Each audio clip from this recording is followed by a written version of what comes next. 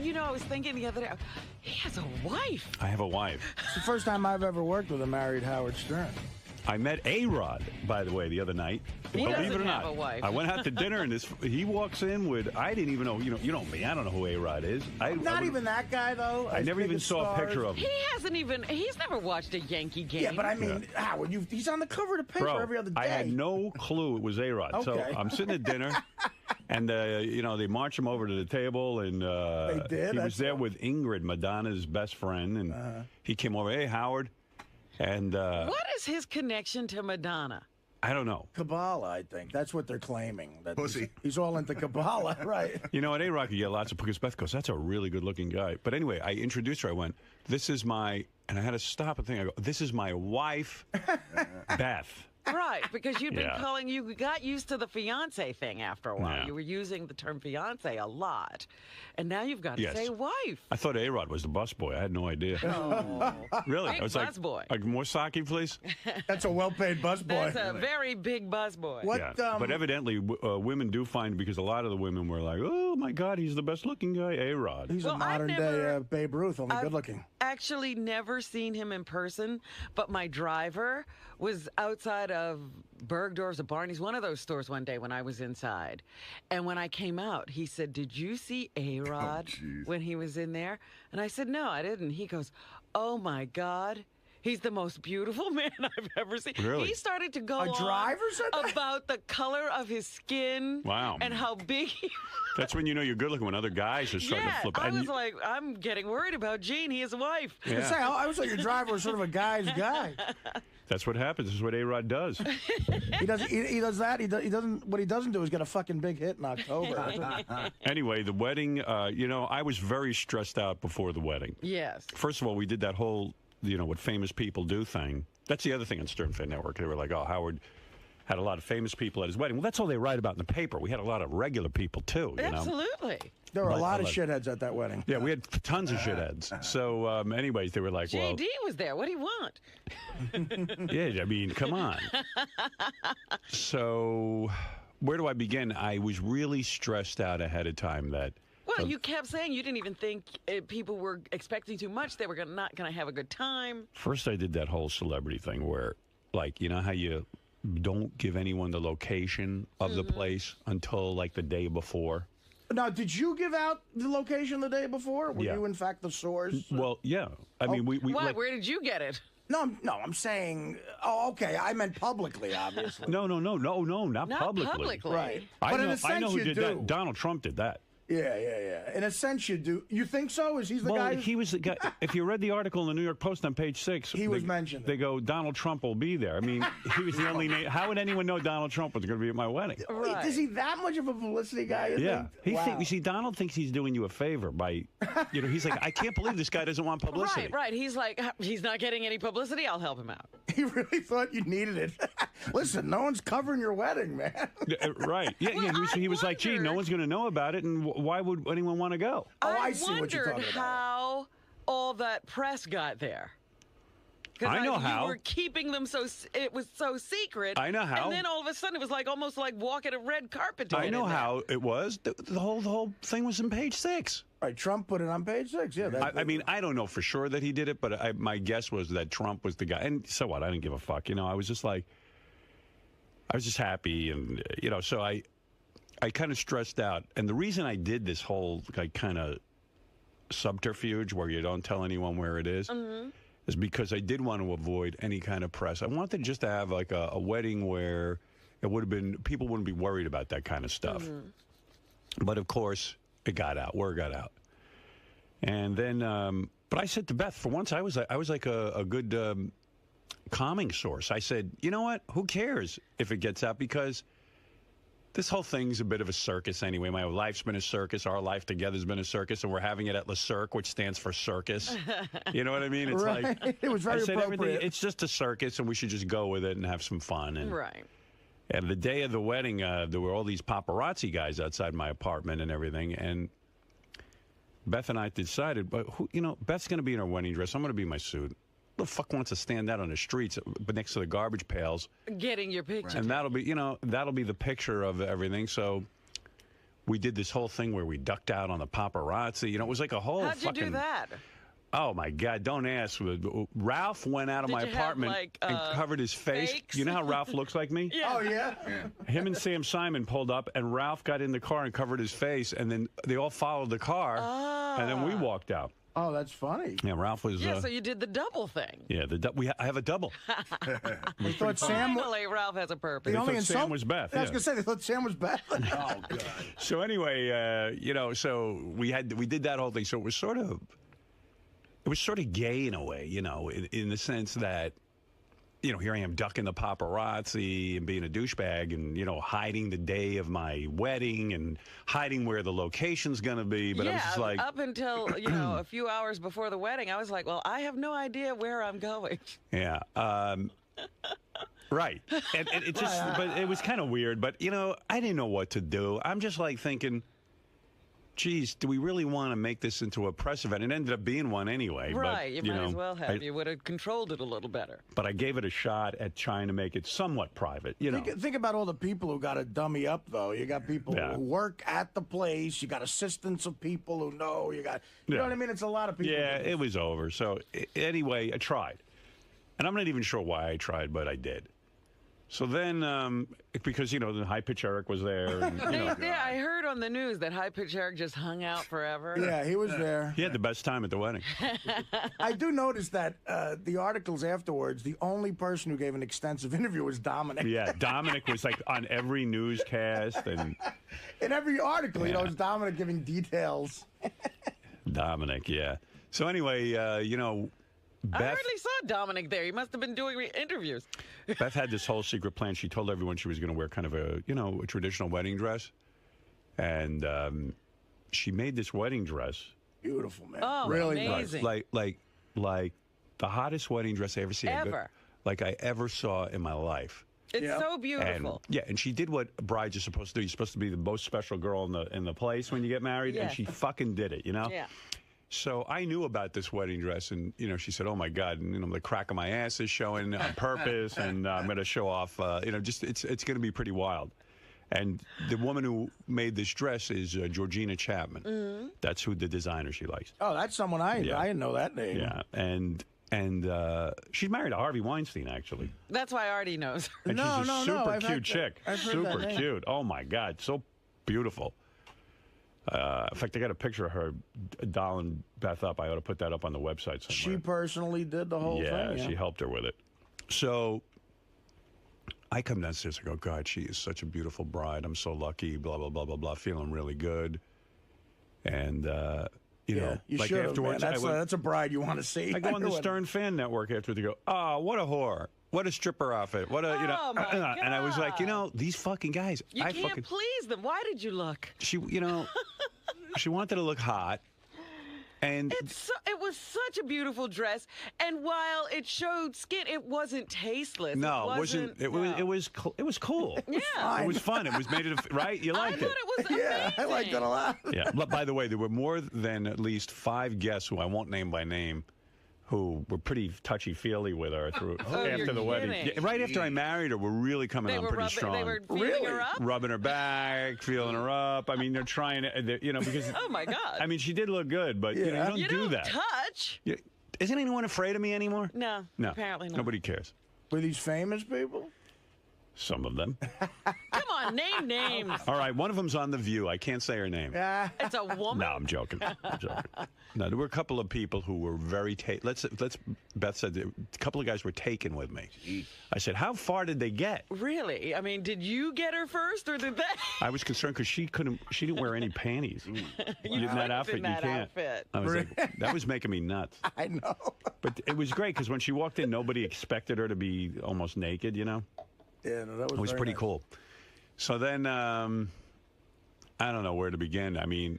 But wait a minute. You got to tell me somebody who was inappropriate. No. Come on. Beth asked me not to. What am I going to do? It's my wife. You know? She's not a girlfriend anymore. She's the wife. Okay. So, by the way, Beth got really drunk at the wedding. You're kidding? Good. Yeah. I heard a lot of people got really drunk. I missed the whole thing.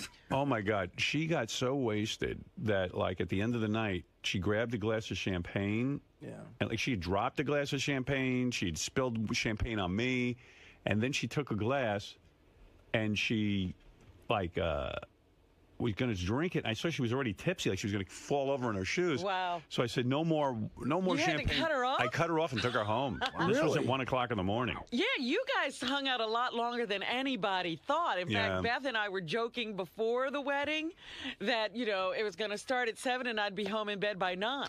Well, for those who stayed late, they got to see my rousing rendition of Wild Thing. Yes, I saw that. With John Stamos on drums. I said, I know Howard's drunk. Yeah, I was singing, and I wasn't actually drunk. That's the weird part. Really? Because I had two thought, drinks. my goodness, he must be feeling no pain. Now, you know what it was? I was really stressed out, and this is my personality. I was really stressed out whether people were having a good time or not. I heard that, too, and you were complaining even during the wedding. Nobody's liking this. Well, I was first of all, we did it at a restaurant, and amazing things happened sort of musically. Phoebe Snow got up and sang. Billy Joel got up and sang.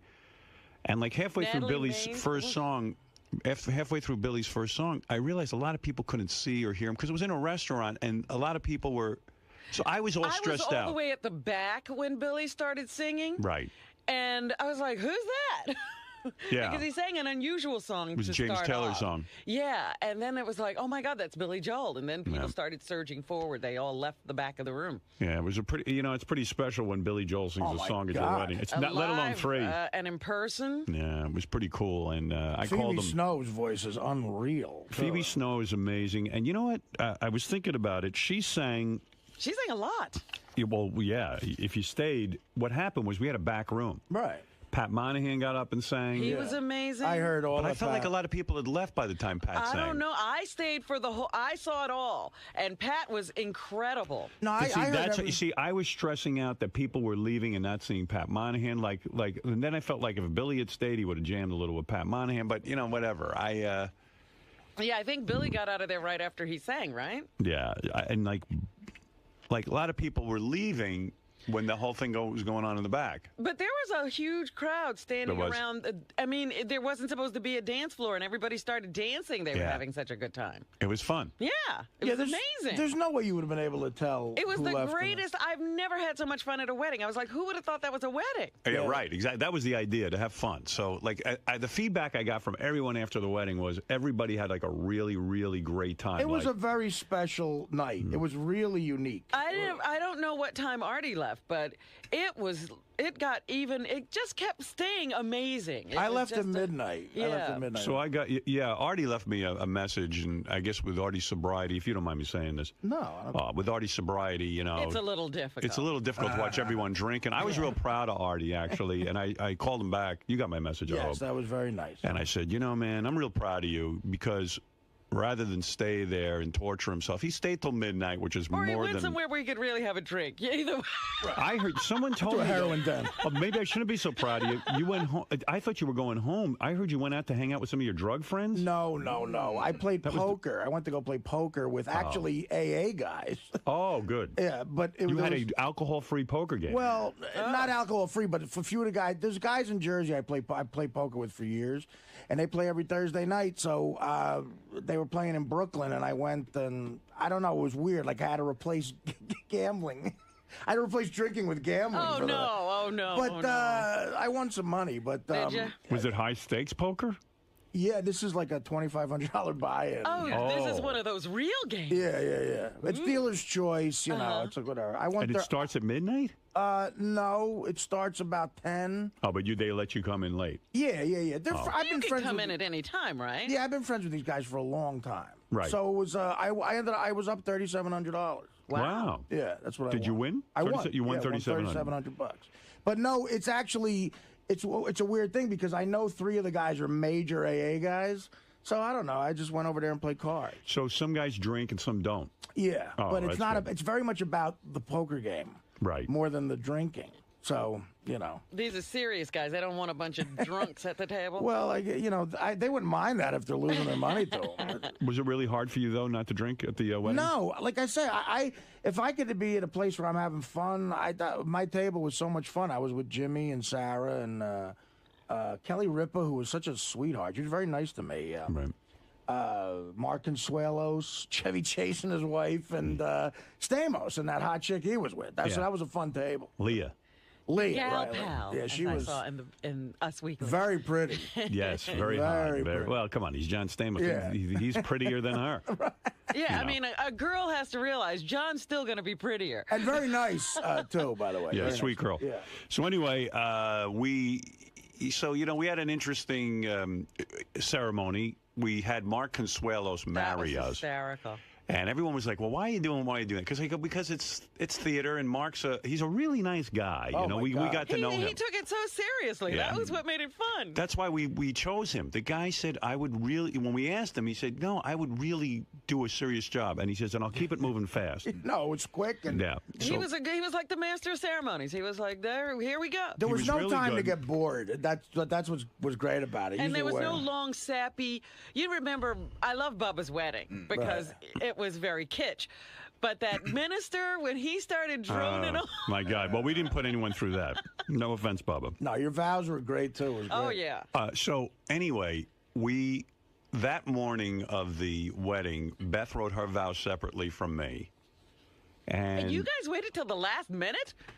Yeah, we kept saying we have to write our vows. We have to write our vows. I've Wow, always 'cause been that way. Even in school, I have to Yeah. wait till the last minute. Well, when she said, yeah, when we left each other today to go write our vows, I'm like, they're kidding. No, and With everything else going on. yeah, I mean, the only vow that I had written ahead of time was that I was laying in bed one night and I said, I vow to always TiVo all of our favorite shows. That was funny. Including the following shows. Then I listed Bachelor, Bachelorette, What American was it? Idol. I mean, Biggest Idol. Loser and Biggest Loser Family. That Right. was the one that got me. Yeah. So I listed everything in our TiVo. You know, so. And promising to shave all your disgusting body hair was nice, too. Yeah, and I start out with, like, you know, I promise to do all the things that guys always promise their wives will do. Shave all, clip my nasal hairs, shave. And I had this whole Dutch oven line that I left out. I know, I heard about that. Yeah, I left out the Dutch oven Yeah, comments. the 'cause- party got well, cut. yeah, I was reading the crowd. They wanted me to move on. And then I realized I was going on with the funny shit for a while. And I said, this crowd's starting to think I'm going to treat this as a goof. Right. So then I got down to serious vows. I should have brought my vows in to read to you. Yeah, they Man. were good. Yeah? Yeah, Beth started crying. You got Beth to. She literally started bawling Hey, Gary, in the middle of the wedding. Make a note tomorrow. I want to read my vow. I don't know if I even want to share them, but maybe I will. I don't know. I'll see. I don't know. So Beth Ask starts. Beth. I mean, run it Feel by it out. Beth. Yeah. All right. Beth starts crying because Barbara Walters afterwards asked me for the vow. She wanted to read them on The View, and I went. No, she shouldn't be reading them. Yeah, I went, okay. And then I thought I went home and I went, I don't know. She goes, email them to my producer, Bill Geddes. And I was like, I'm not going to email my vows. Yeah, some guy handing, Yeah. you know. Felt kinda with weird. his hands all over your vows. It felt kind of weird, you know? Yeah, they're for you. And then, Email your vows. yeah, and then it was like, It's become a cold world. she wants to use them. so then so we had this ceremony. Mark Consuelos was the guy who marrying us. And then Natalie Maines sang When I See Beth Smiling. And that was so beautiful when you guys were walking in. That made people cry. My criticism was, though, that no one could see Natalie singing. I didn't know who was singing it. That's what I mean. She should have been up on the Yeah. whatever that thing is. That moment got to me because I was sitting next to Jason. I was standing next to Jason Kaplan and his fiance. And I was saying, could you imagine that guy, that super fan, sent that in, and the guy's dead now, and it's being sung at your wedding? I You said, walk down the I know aisle. He's listening or hearing this up in heaven. Wow. He would be so proud. Gary, give me the name of the guy who wrote When I See Beth Smile. Lonnie Heckman. Lonnie Heckman's song, When I See Beth Smile. It was Jimmy Kimmel's idea. Jimmy ran into Natalie Maines of the Dixie Chicks, who's a big fan of this show. He runs into her, and he wrote me an email, and he goes, I just spoke to Natalie Maines. I had this great idea. I asked her if she'd sing When I See Beth Smiling, and she said she would. Oh, that was a touch of genius. I was like, wow, that is really good. I said, you really think she wants to do it? I don't want to put her out. And he goes, no, she's into it. She wants to do it. Yeah, it was such a beautiful. Yeah. It was so great. It was a great start to the whole thing. Yeah, sung by a professional singer like that, a huge, like a star. Natalie Maines from the Dixie Chicks. And was you're singing walking down the aisle with that guy. If there's ever a guy looking down from somewhere happy, it's that guy. Yeah. I felt important. So it was really and it great. was all about Beth. I loved it. I loved the whole thing of it. I wish I had a copy of the song because I really didn't even get to hear it that much because we were walking and saying hello to everyone. Right. And I'd love to hear what she did with it. She said she even wrote an original verse to it. Yeah, see, I couldn't make out everything that was going on. I just sort of recognized that was when I see Beth smiling. Yeah, so I was kind of like, I was like, whoa. I mean, I said I should have videotaped this thing, but I didn't want to have video cameras around. I want the people to feel like they didn't. I only had a photographer. Right. And we got back some of the pictures, not all of them. I can't wait to go through them because that'll be cool. The woman's a fantastic photographer, and Beth released like 2 of the pictures to the paper. Those were beautiful. I mean, I was watching The View, I guess, that Monday. Right. And, or no, it was Regis and Kelly. Right. And Kelly had some pictures that, Beth had sent her. They were amazing. There's supposedly some in People magazine and in Us magazine. I haven't seen it. I saw the ones in Us Weekly. Yeah, they were good too, but wow. Yeah. Yeah, my sister had the Us Weekly and showed them to me. So, right, you didn't sell pictures? No. Right? In fact, this was really weird. We didn't have a publicist or anything like that. People had contacted us and said, if you would let us have some wedding pictures, we'll pay you like over $1 million or something. Right. And I was like, wow, I'm not getting into that world. I've never been into that thing. And I don't want to be in any fucking magazine. That was my viewpoint. So Beth said to me, she agreed and this and that. She said, maybe I'll release a picture of me in the wedding dress because it would be good for Georgina. And I said, that's fine. I don't care. I said, I just don't want to be in any picture. So, and, someone said to me, get the money and give it to charity. And I said, you know what? I believe in giving money you earn to charity. It's like, I don't need to sell pictures. It's like. Money you don't have, you're just not taking it. It's not really you giving. So after the wedding, Beth showed me 2 of the pictures we got from the photographer. We didn't even get all of them back. And I said, you know what? Those are really beautiful. I'd like to share those with the fans and stuff. I don't feel funny about it. I feel really proud that I married you. I'm in love with you. And I'm happy to release these. And I feel good about it. Yeah, they were very tasteful. Yeah. Oh, absolutely. And I said, you look beautiful in your dress. And I feel real good about it. That's how I felt. That's just, I was drunk as a skunk when I made that decision. I was sitting there drinking with Beth. But you're happy about it now that you're sober. Yeah, I was wasted. And and then, I just made this decision. So Beth said, well, how do I do this? So she sent the pictures over to Georgina, who had a public relations firm. And she knows someone at Us Magazine who did a story. And she sent it over to them and stuff. So then they start asking her, are these pictures exclusive? Right, because I saw exclusive pictures. Yeah, so Beth goes, well, she was honest. She said, look, I just sent these over to Us, and Georgina released them. We didn't know the people would pick up on them and stuff. So the woman on Us goes, I heard these are in People. And Beth goes, look, I'm not looking for any money. What do you want from me? I don't know what to tell you. We don't even care. If you don't want to use them, don't use them. We felt they were nice pictures. You keep asking us for pictures. Here's the pictures. We're not in charge of whether they're exclusive or not, nor are we representing these. All of a sudden, I'm involved in these intense discussions. I said, listen, cut off all discussions. Yeah, you didn't even want to do this kind of thing, and now you're doing it anyway, and for no money. Yeah, I said, don't. I'm not looking for a dime. I got married. Here's a picture. Here's a picture.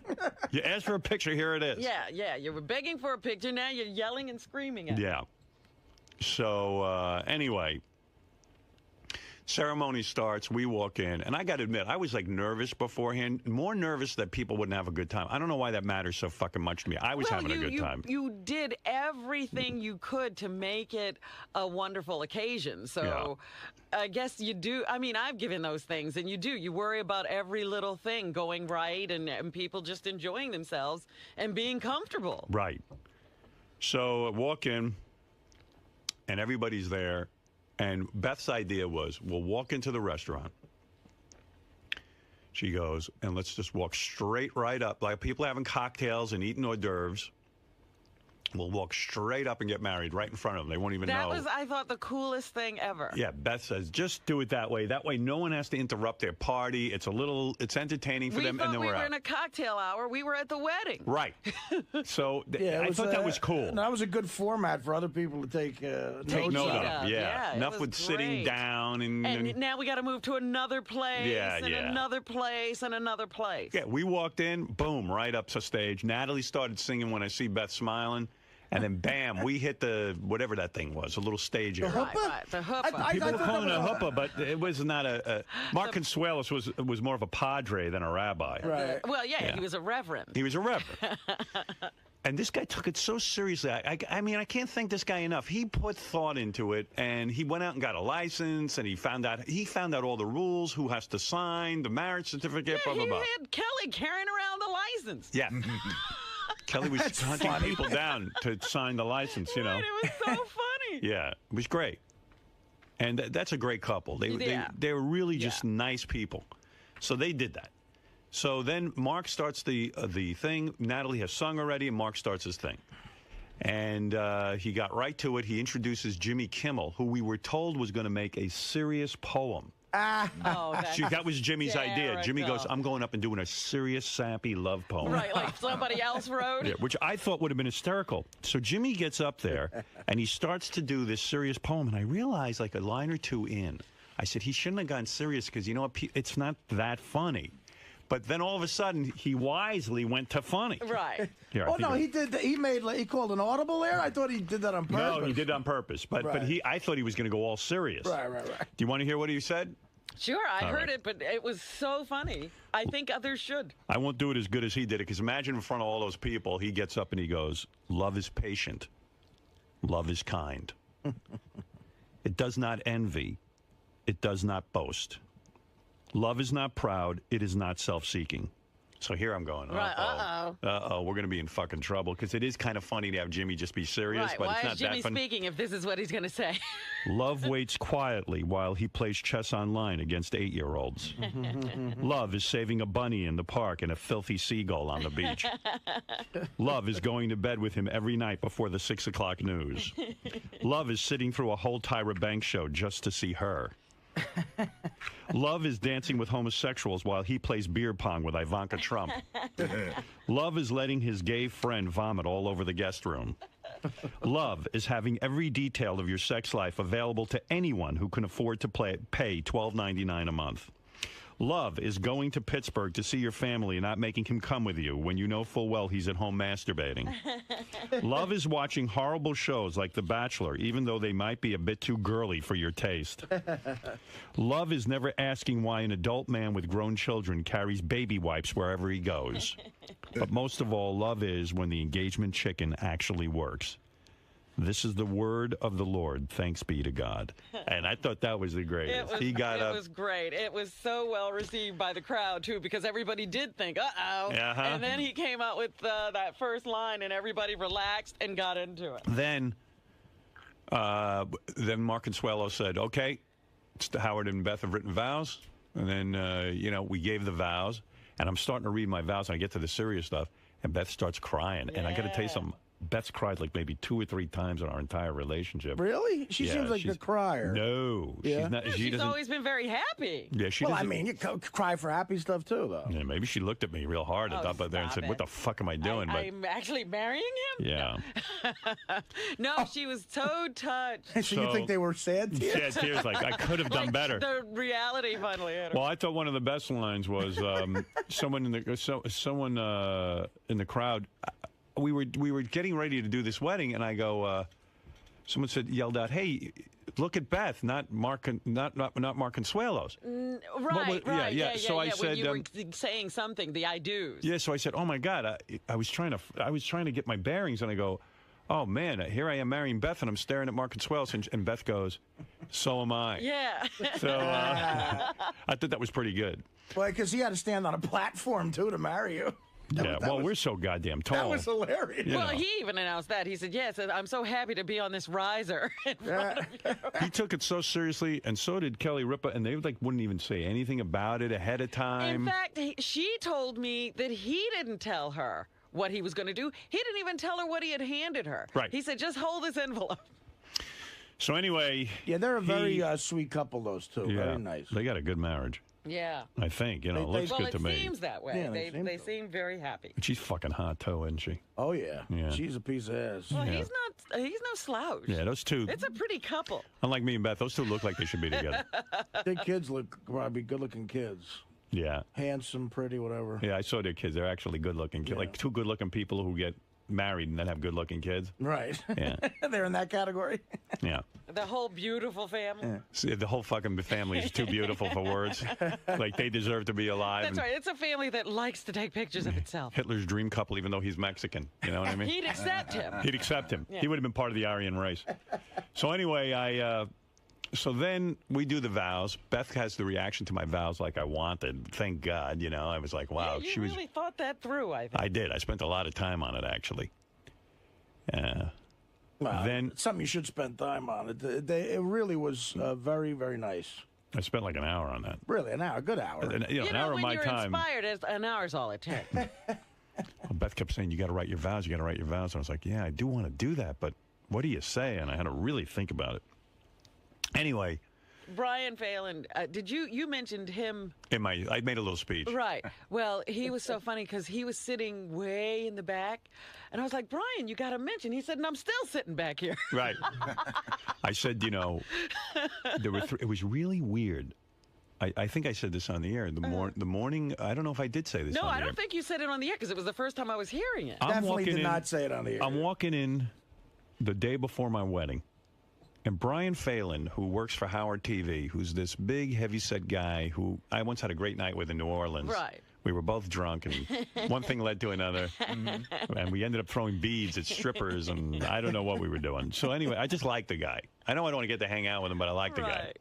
Brian, the best way to describe Brian is the guy from the concert for New York who told Bin Laden to kiss his Irish ass.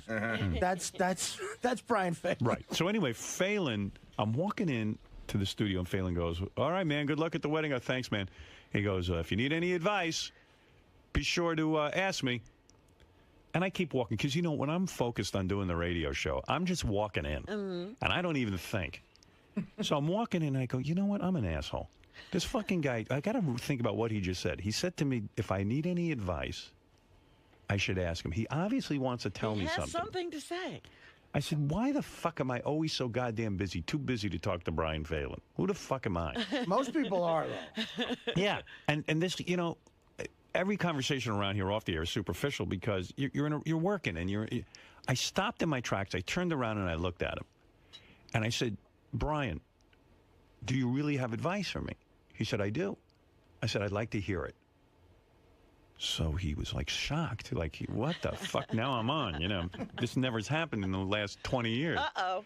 And we've been working together a long time. He's like, what the fuck am I going to tell this guy about marriage? Yeah. So he looked at me without missing a blink, and he said, I'm going to tell you what I think. I think when you're up there getting married, look at the smile on your wife's face. Look at how happy she is, and make her happiness your own. I said, what the I got goosebumps. I was like, the fuck, this fat fuck. He knows something. This fat drunken fuck knows something. He clearly had been to a Chinese restaurant and got a fortune cookie. I don't know. Come on, man. That was profound. That's profound. And I said to him, you know, profound. Brian. And you never expected to come from Brian. I said, Brian, I am so going to hold that inside of me because that makes a lot of sense to me. That makes a lot of goddamn sense. You're like a fucking Irish Yoda or some shit. The only problem is, what if, and you don't have this issue, but what if your bride isn't smiling? Oh, yeah. All right, then you better get off stage. So Make anyway. her anger and hatred your anger and hatred. So anyway, and then like he wasn't the only guy to give me advice. It was weird. Once I got into this advice mode, like all of a sudden advice was coming my way. Right. And the best thing I did for you was not tell you shit about it. Well, what would you know? Come on. Well, that's what I mean. Who was the second person I mentioned? Pat Monahan. Pat Monahan. I'm sorry. Right. No, I mentioned him during the vows. Okay, then who else did you mention about advice? I can't remember my own fucking speech, but I thought there was. It was Don Buchwald and someone else. Who was the second person? Anybody remember? No one listened to me. You mean Brian? No. Brian and Don and... It was one other person. Terry, you're driving? Terry. Okay, you got it. Yeah. So then I'm talking to my agent, and I go, Don, you got any advice for me? Because now I'm thinking everyone's profound. And he goes, I do. I was like, wow, my agent has advice for me. And he goes, you know, when you're single, you're incomplete. And I'm thinking, wow, this is really heavy. And he goes, but when you're married, you're finished. So I was like, oh, man. That's one of the great lines. That wasn't good. Yeah. And then, Don's been to a few roasts. But He's a friar. Terry, the guy who drives me around, you know, because I'm too fucking famous to be driving myself That's around. right. How could you drive? If anyone saw me driving, it would be over. You'd cause accidents. This guy, Terry, he says to me, I get out of my shrink appointment.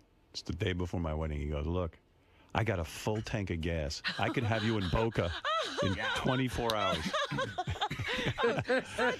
Such optimistic people. Yeah. Terry McGregor. Who the fuck would go to Boca?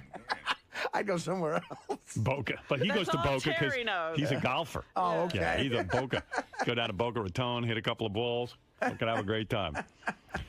The first time I got married at my house with my family, Right. he says to me, I got a boat. I can pull up. Oh, He's going to get you out of there one way or the other. He's got all kinds of escape That's his whole wedding thing. methods. Yeah. He's got a whole I got escape. a boat. I got a car. What do you need? By the way, happy birthday to Artie Lang. We missed his birthday That's right. Saturday. I thought about that you. the other day. I Oh, said thanks. it's Artie's birthday week. Yeah, 41. Not a lot. A lot of people losing a lot of money on the internet. I was going to 41. say, who expected it? All right, so then, am I doing okay with the wedding talk here, or should we stop? No, it's great. All right, I'm so enjoying it. you Please enjoy keep it. going. Keep going. All right. So then, the next big thing was, I now pronounce you husband And and Beth wife. read her vows. Right. You did not cry. I did not cry, but I thought they were. You know what? They were beautiful. I want to read them. It was hard for me even to concentrate. I loved when she said, we're a team. We're now Team Stern. I love that. Yeah, she wrote some nice stuff. Yeah, sweet. And, now she's Beth Stern. She's going around being Beth Stern all over the place. Yeah, and she said, you know what else got me? Because the Tom Arnold had been in here the day before. Right. And you said, you've been married 3 times already. What hasn't worked out for you? He said, none of them had my back. Right. I never got that feeling that you marry because you want somebody to have your back. And Beth said, I have your back. Well, this was the eerie part of writing vows. Beth went in a room to write hers. I went in a room to write mine. And in my vows, I don't know what made me think of this. My friend Pat, I was running with him one day. And he said, you know what I like about marriage? He said, I asked him, like, what's the thing with marriage? And he goes, to me, he goes, I just like knowing that somebody has my back. And this stuck with me. So I came home and I told Beth about it. In fleeting conversation, 2 seconds. In my vows, she hadn't read my vows. I'm writing them. I go, I want to mention my friend Pat, who told me the greatest thing about marriage is, you have your back. And I just want you to know, honey, I have your back. Or something like that. Right. And then, separately, I thought it was really kind of eerie that she wrote in her vows The same thing. the same thing. I just want you to know I have your back. And it struck me because that's what Tom Arnold was saying he never ever felt when he was in those marriages. Roseanne didn't have his back, but she had his front. Every his other face. side. She had every his other bowl. side. She had his face. She had everything but his back. Yeah. I don't know. He had her back. He had her back, her front. Yeah. So anyway, it was really beautiful. Then we went, and then we told everyone, let's go eat, and we went into this. Yeah, and that was the thing, because then when you walked out, everybody followed you into the party. Yeah. Well, Beth and I had gone to Le Cirque one night, and I said we were sitting there when we were trying to think of a wedding, and she said to me, this is such a beautiful room, and she goes, the thing that we love to do is go to dinner. So wouldn't it be nice just to take a bunch of people to dinner? Yeah. And it was the exact meal pretty much that we'd had. Now, I heard on Bubba's show and Adam Carolla's show, they didn't like the food because, it was like, foofy food, shishi. It's shishi, it gourmet wasn't- food. Yeah, but yes. I tell you, I think it's the best food around, and it was just delicious. I and- heard Benji got the vegetarian meal. Well, someone wrote, I think it was Richard Christie said, he was at Benji's table, and he said, watching Benji eat his vegetarian meal was like, right here, I got to read the exact quote. He said, it was like, he says, especially the asparagus, it was the funniest thing you ever see. He said, Benji looked like a fat bunny rabbit. So I thought that was great. That's great. My problem with that food is there's never enough of it. I like it. It's just too little. Well, then Well, you that's load up on Bubba's, bread. I'm sure, problem, too. By the They're way, trying Bubba- for a real, Bubba's hoedown. heavier than Artie at this point. I know. Am I right, Art? Did you size him up? No, I don't do that normally, but I mean, was next to him talking to him, and he certainly didn't seem smaller than me. I don't know.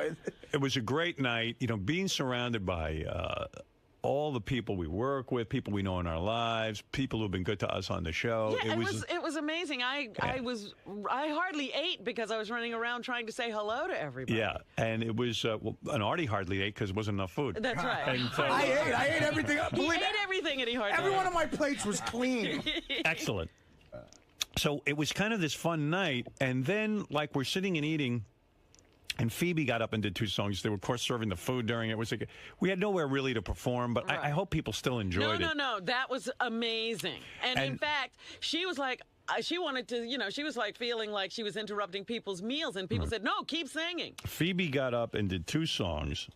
And the 2 songs that she did were, I'm spacing out. I can tell you if you want. Yeah, Sam go ahead. Cooke's song, right? No, it's Everything I Do. I Do It For You, the Brian Adams. Brian Adams song, which was, I wish I had. unbelievable, We got to yeah. get Phoebe in just to sing the 2 songs she sang at my wedding. Didn't you see Darling, You Sent Me? She said, you Yeah, sent me you the sent second me. one. Is that a Sam Cooke song? That is. It is. Well, he It is. did it, yeah. And the Brian Adams that song, was great. I saw her interviewed. She said it mentions marriage or something in it. So, so she chose those 2 songs, and she was just brilliant and wonderful and amazing. Yeah. And I called and thanked her a million times. It was really special. And then at the end, after they served the meal, everyone went back, and a lot of people performed. Like Stamos got on drums. There was a great house band.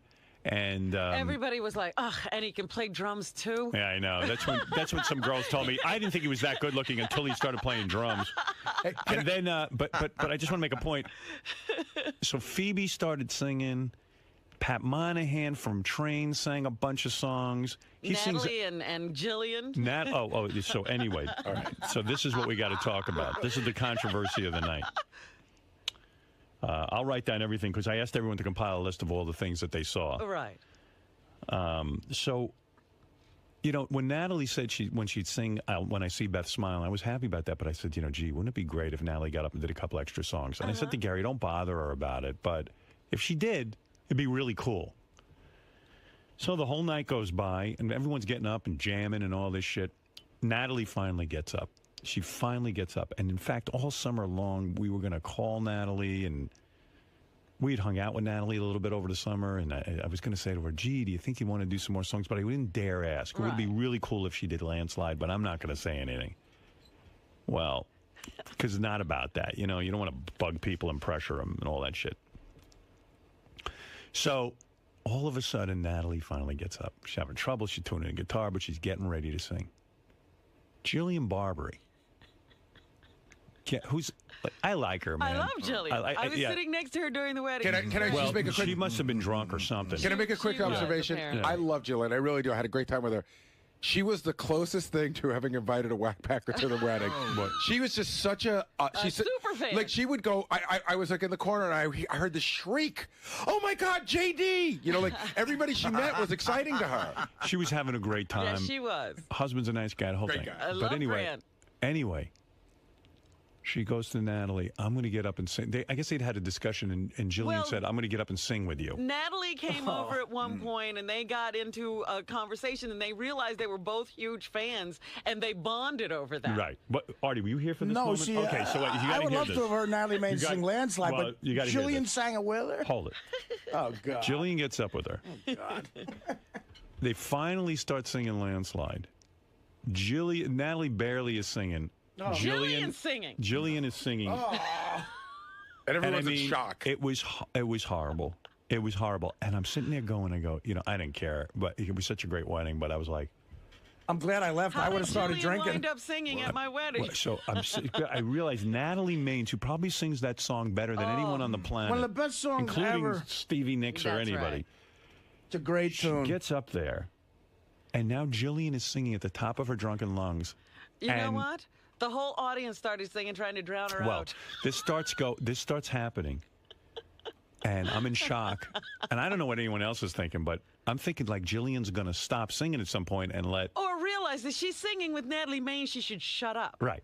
So anyway, all of a sudden, the song is over, and she gets off stage and she says to me, gee, do you think it's okay that I sang with Natalie? Do you think maybe the song got ruined? I said, listen, the song did get ruined, but it wasn't your fault. I said, Natalie wasn't on our game.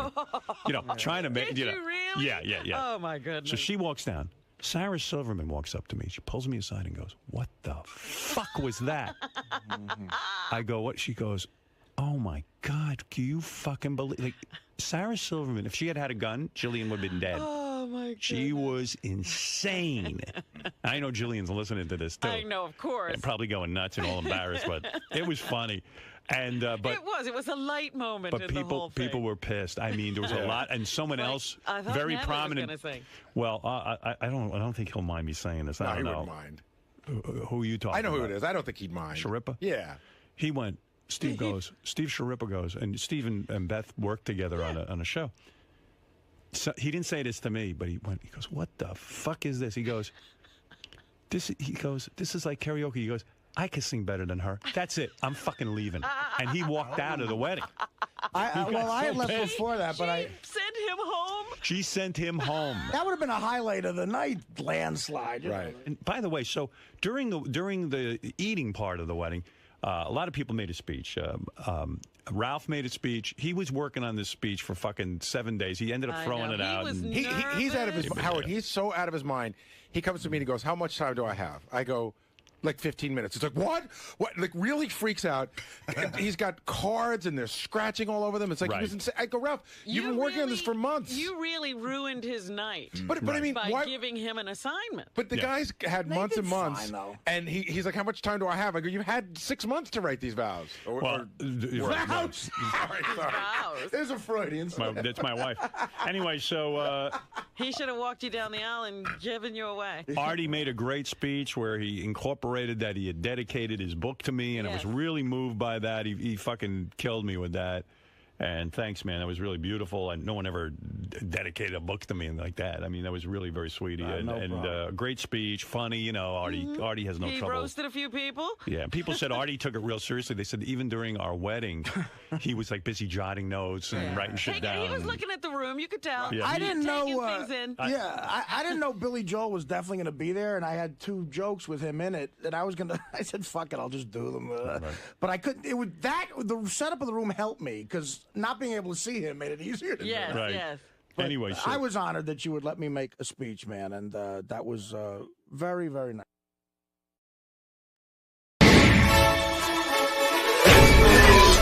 This is a Howard TV original production.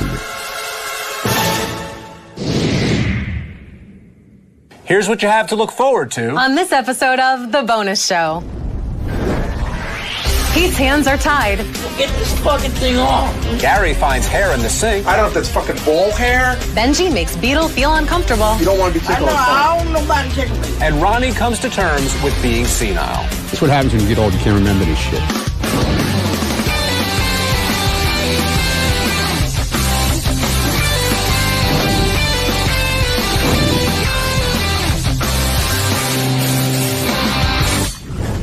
Hello, Stern fans, and welcome to The Bonus Show, a weekly update of all the great behind-the-scenes moments you can't see anywhere else. I'm Rachel Fine. And I'm John Hine.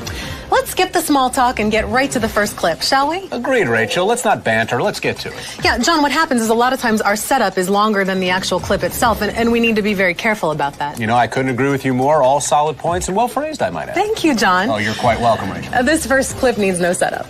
Don't be an asshole. I don't really give a fuck Don't be a what you fucking got. asshole. I don't got care hot what water you in got. here. I got hot water here. Calm down. Good. Calm down. Good. Listen, jerk off. It's enough out of you. Good. Who's over there? Come through, please. What, are you going to time it to walk through at the same time? I'm just trying to get to my desk.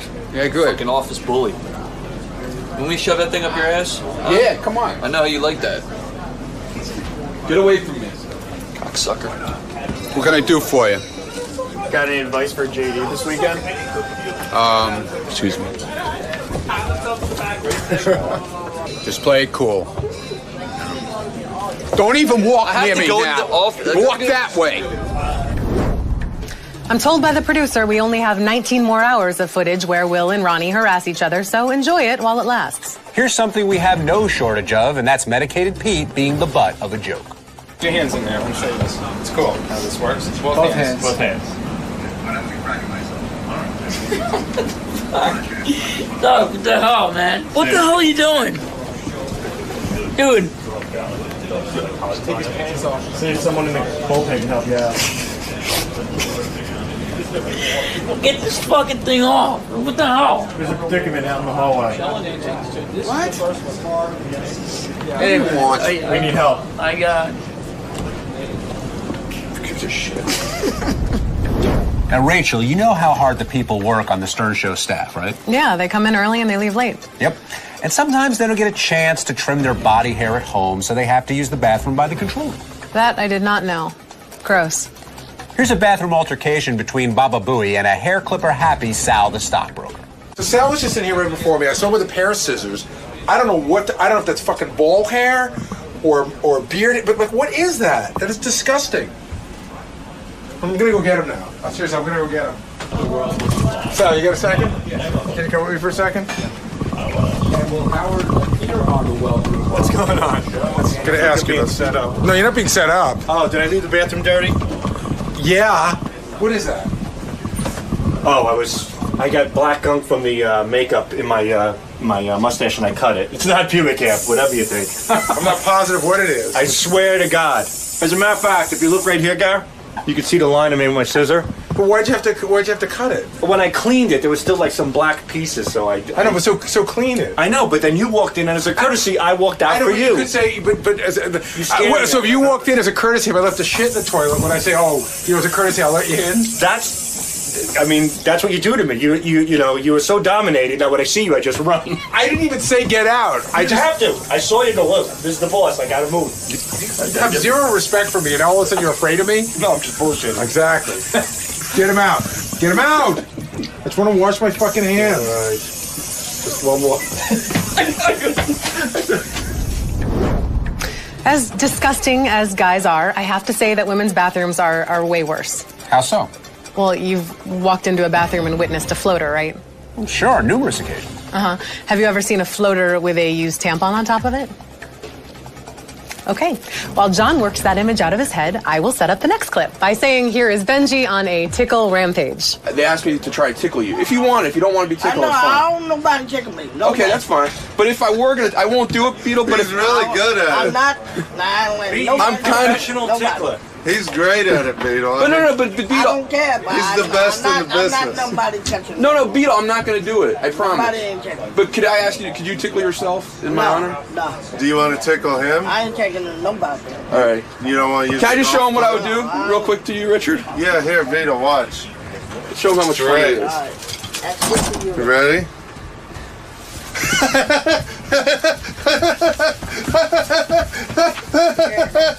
Here, you do it. There you go. See how much fun that is, mate? Yeah, that's great. Look. Raise on wheels. Even his naughty parts, he loves tickle. Yeah, raise on wheels. I'm not doing that. All right. Come on, B. Nah. It's a good time. Whoa. Easy. Rachel, can I tickle you? John, remember the no touching policy that we have. Can I tickle you in my mind? Sure, John. Tickle away. Next up, we visit Mr. Hine and the guys during the wrap-up show. Here, Ronnie tries his best to recall a memory to no avail. Yeah, I was into the Doors. What Doors? Like, what's your favorite Doors song? What's the Doors out? That whole album, the Doors album was the Doors, wasn't it? The album, one album called The Doors. Which one? I mean, what songs are you thinking about? I can't even remember. Man, my head is blank right now with that stuff. I'm trying to think who else. All the fast shit though. Not Paul Anka's not fast. Well, he had some fast stuff. Did he? On. What fast Paul Anka Sweet song? Caroline, man. That's I mean Neil Diamond. Yeah, it was Neil Diamond. Diamond. That was Neil Diamond. I don't know. I can't remember. You know, that's what happens when you get old. You can't remember this shit.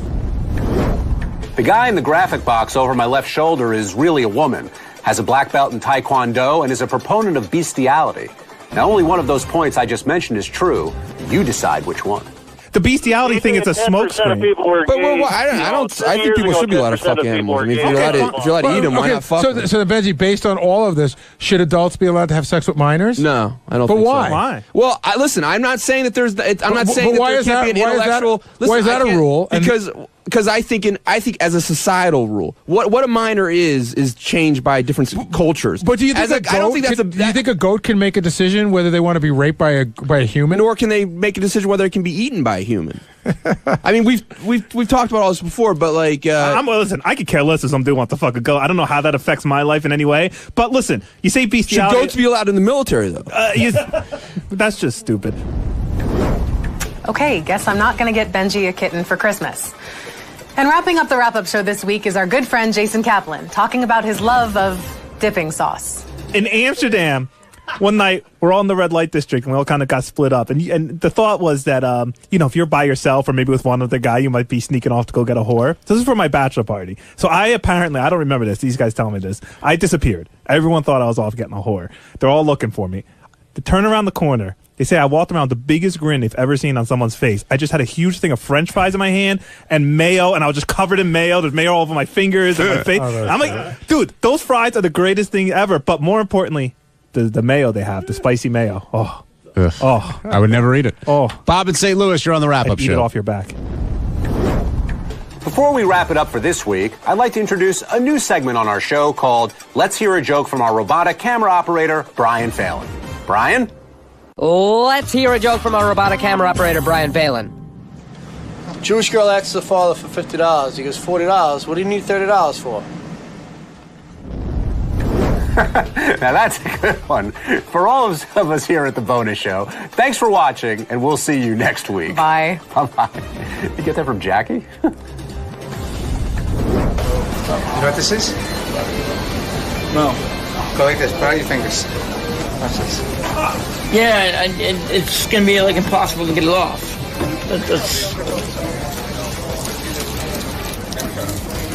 Oh, it's broken.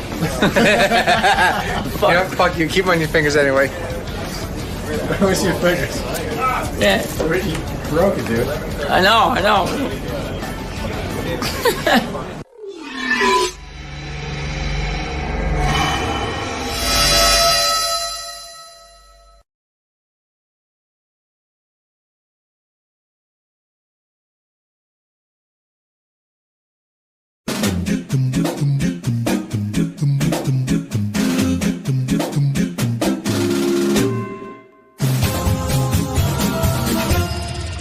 Hey Stern fans, welcome to Fine Time, the show where you, the fans, get the opportunity to ask questions and interact with your favorite Stern Show staff, whack packers, and celebrity superfans. I'm your host, Rachel Fine. Now, when the guys at Howard TV first conceived the show, my guest today was one of the first names that popped up as a must-have. Now, it's not because of any one particular thing that he does. It's because he has utter and complete verbal diarrhea. You may love him, you may hate him, but you certainly know what his penis looks like. His phony phone calls are instant classics, and his least favorite number is 143. Ladies and gentlemen, I give you Sal, the stockbroker Governale. Rachel Fine! Sal Governale. You're not falling for Okay. that. Let's just... Good to see you. Good to see you. Okay, Little sit down. You feel warm. Not falling for that again. Fresh and Just warm. sit down. Are you ready to answer some fan questions? I am ready. I'm ready for anything that you ask me. Fantastic. Can I keep your eyes in this general direction? Yes. All right, first question comes from JM on Twitter. He wants to know, how did you feel when you got hired by Howard? Extremely excited, Rachel, but at first, to be honest, I thought it was a prank because Gary pranked me 5 years prior. You know, they got me pretty good on the show. I was working on Wall Street, and I was actually that day writing jokes for Artie Lang because he was doing the Donald Trump roast. And I was kind of bummed out, you know, that Win John's job just ended, the great Richard Christie won, which was the greatest thing to happen to the show. And I got a call like, hello, you know, Howard was thinking we'd like to give you a shot here. And I'm like, are you kidding me? Sure enough, I got invited into the show, and it's been 7 years later. So it's been great. Wouldn't be the same without you. Oh, thank you. Next question came in from Facebook. This is from John R. He says, F, marry, kill, Richard, Howard, and Robin, and explain your reasons. Okay. Well, definitely marry Richard because I love him. I mean, he's my second wife. I would probably fuck Howard because it would make for great radio. Robin, you won't believe what happened to me last night. What, Howard? Sal fucked me up the ass. Oh, my God, don't tell me that. Yes, he did.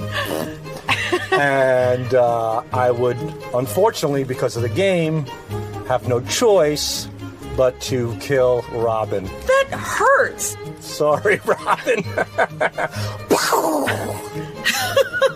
That's crazy. Sorry to hear that. What's wrong with him? Only because of the game. Only because you're the really game getting into that. gives me no choice but to do it. Okay. Excellent. Moving on. Is she dead yet? She is dead. Next question is from Joseph M. on Facebook. He asks, what do you want to do once the Stern Show ends? You. Every that is night. So sweet. As long as Richie Wilson doesn't kill me. You're going to have to clear that with Richie. What do I want to do? I want to continue to write with Richard Christie, put shows together, comedy, perhaps work for a television show like Jimmy Kimmel, certainly pursue stand-up, and just continue within that vicinity. In the entertainment industry in some capacity.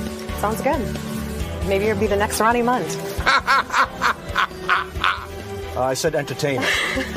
Next question is Kim S. also on Facebook. Kim S. She says, Sal, Yes. tell me one thing you love about your wife. Really love, no jokes. Can you? Yes, of course. My wife is a spectacular and awesome mother. Really, really great. That's one. I could tell you a few. Give me another. I think she's absolutely beautiful. I think she has a great personality. And I also think if it wasn't for her, 80% of my material would be out the window. She always says to me that, if it wasn't for me, you wouldn't have anything. And to some point, that's true. The price that we pay for that is a different story. But it's certainly the truth. She's really good. She's a good source of your comedy. Yeah, she's got a good sense of humor. So romantic. Next one also from Twitter is from Roger. He says, how did you ever pass the Series 7 exam? I studied every day. I actually made it a job. I got up at 9 in the morning and I went to my kitchen table and I stayed there till 5 p.m. And the only time I took a break was at noon. Like I took a lunch break and I would put on The Price is Right during my lunch break. And I watched The Price is Right, and then I went back to studying, and I studied real hard. I crammed it all in, and I got an 86 first time out. Nice. Do you think if you took it again today without preparing, you'd pass it? 68. It would take some time, but I could certainly pass it again. Nice. Next question also from Twitter is from Stacy. Stacy says, is Gary still eating black and white cookies with crumbs running down his chin?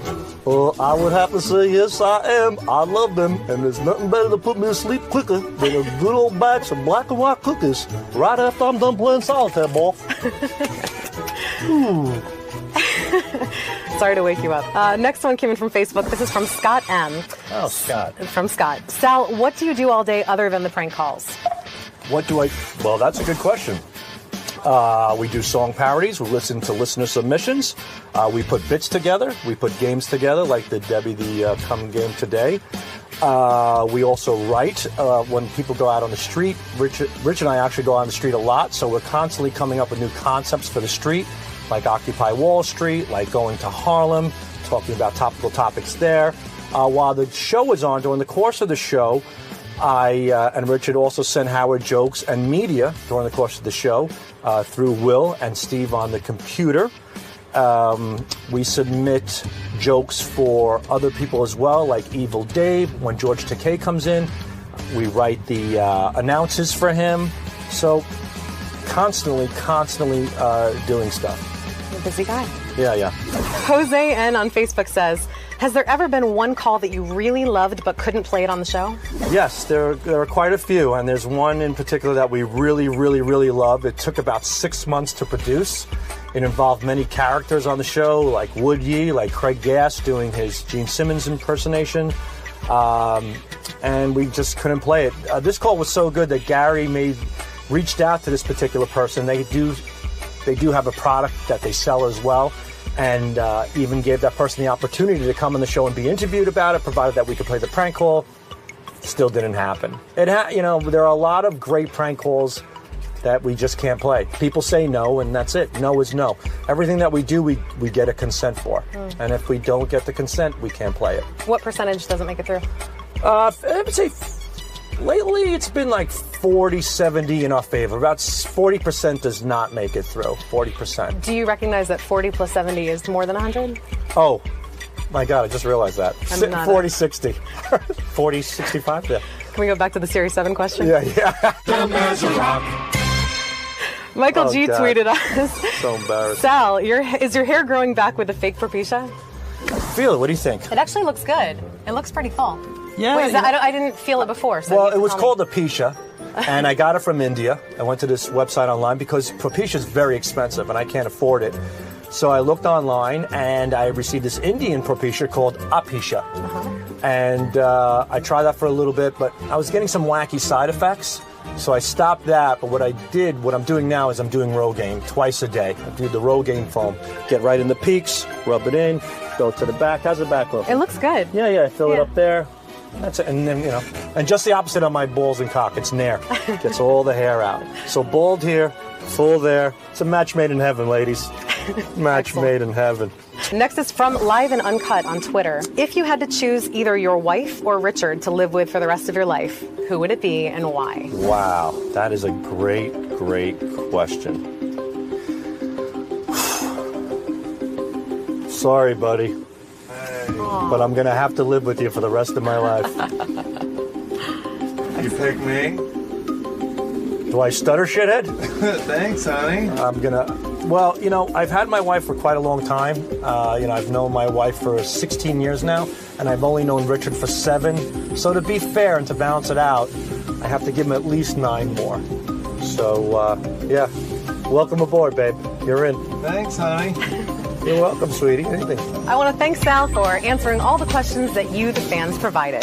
Keep sending your questions in via Twitter, Facebook, email, and video submission. And remember that this is your show, so don't screw it up. Until next week, I'm Rachel Fine, and I hope you had a fine time. I know I did. Thank you very much for that. Shut the cameras off. Jesus. Richie! No, Richie. Bye.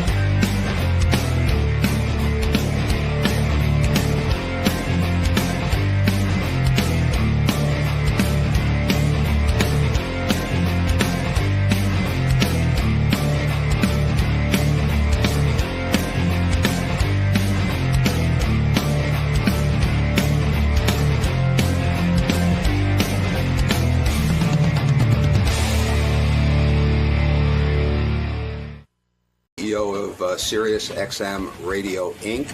And the reason I'm here is to announce on Howard Stern all the details about our merger. I've always told Howard that before I ever did any press, the first place I would be with Howard Stern. So before I talk to CNBC today, and before I do the New York Times and the Wall Street Journal, I'm at the place I should be, which is with Howard Stern. Mel Karmazin is my hero, as you know. He has done incredible things for my career in radio. He's the guy who hired me in terrestrial radio. And he is the guy who just finished getting this merger put through. There's my hero. Look at him in his suit. I said, there's my hero. You're the hero of the day. You're the winner of the week. Here, Mel. Hi. Are we on? Yeah, we're on. What do I know about radio? You know it all, evidently. Mel, congratulations on the merger of the new company, Sirius XM. Who came up with that name, Sirius XM? We hired a team of about 100 people to try to figure out what we should call. Is that true? Did you hire a lot of people to figure out what to call the new company? Howard, have I ever hired a lot of people to do anything? No, that's true. Now that I think about it, that's completely false. But why not give it the name either Sirius or XM? Although I started thinking about it, it's true. People know the name XM. People know the name Sirius. If you change it to a new name, you have to go out and spend millions of dollars marketing a new company. Less of a factor than the real reason, which is if you buy a General Motors car, there's an AM button and an FM button and an XM button. Right. And it's in all of those cars today. the last thing we wanted to do was to make those things look obsolete. So somebody's driving in a car and they see this XM button and they say, what does that mean? And the same thing would be true if you have a Mercedes. There's the Series Dog, as a button. And our goal was to make this as friendly to subscribers as possible. So there was a lot of other names that we could have gone with, but the simplest one and the best one for consumers seemed to be Sirius XM. All right, before we get into the particulars, as a personal, I'm interested in the human story here of the merger.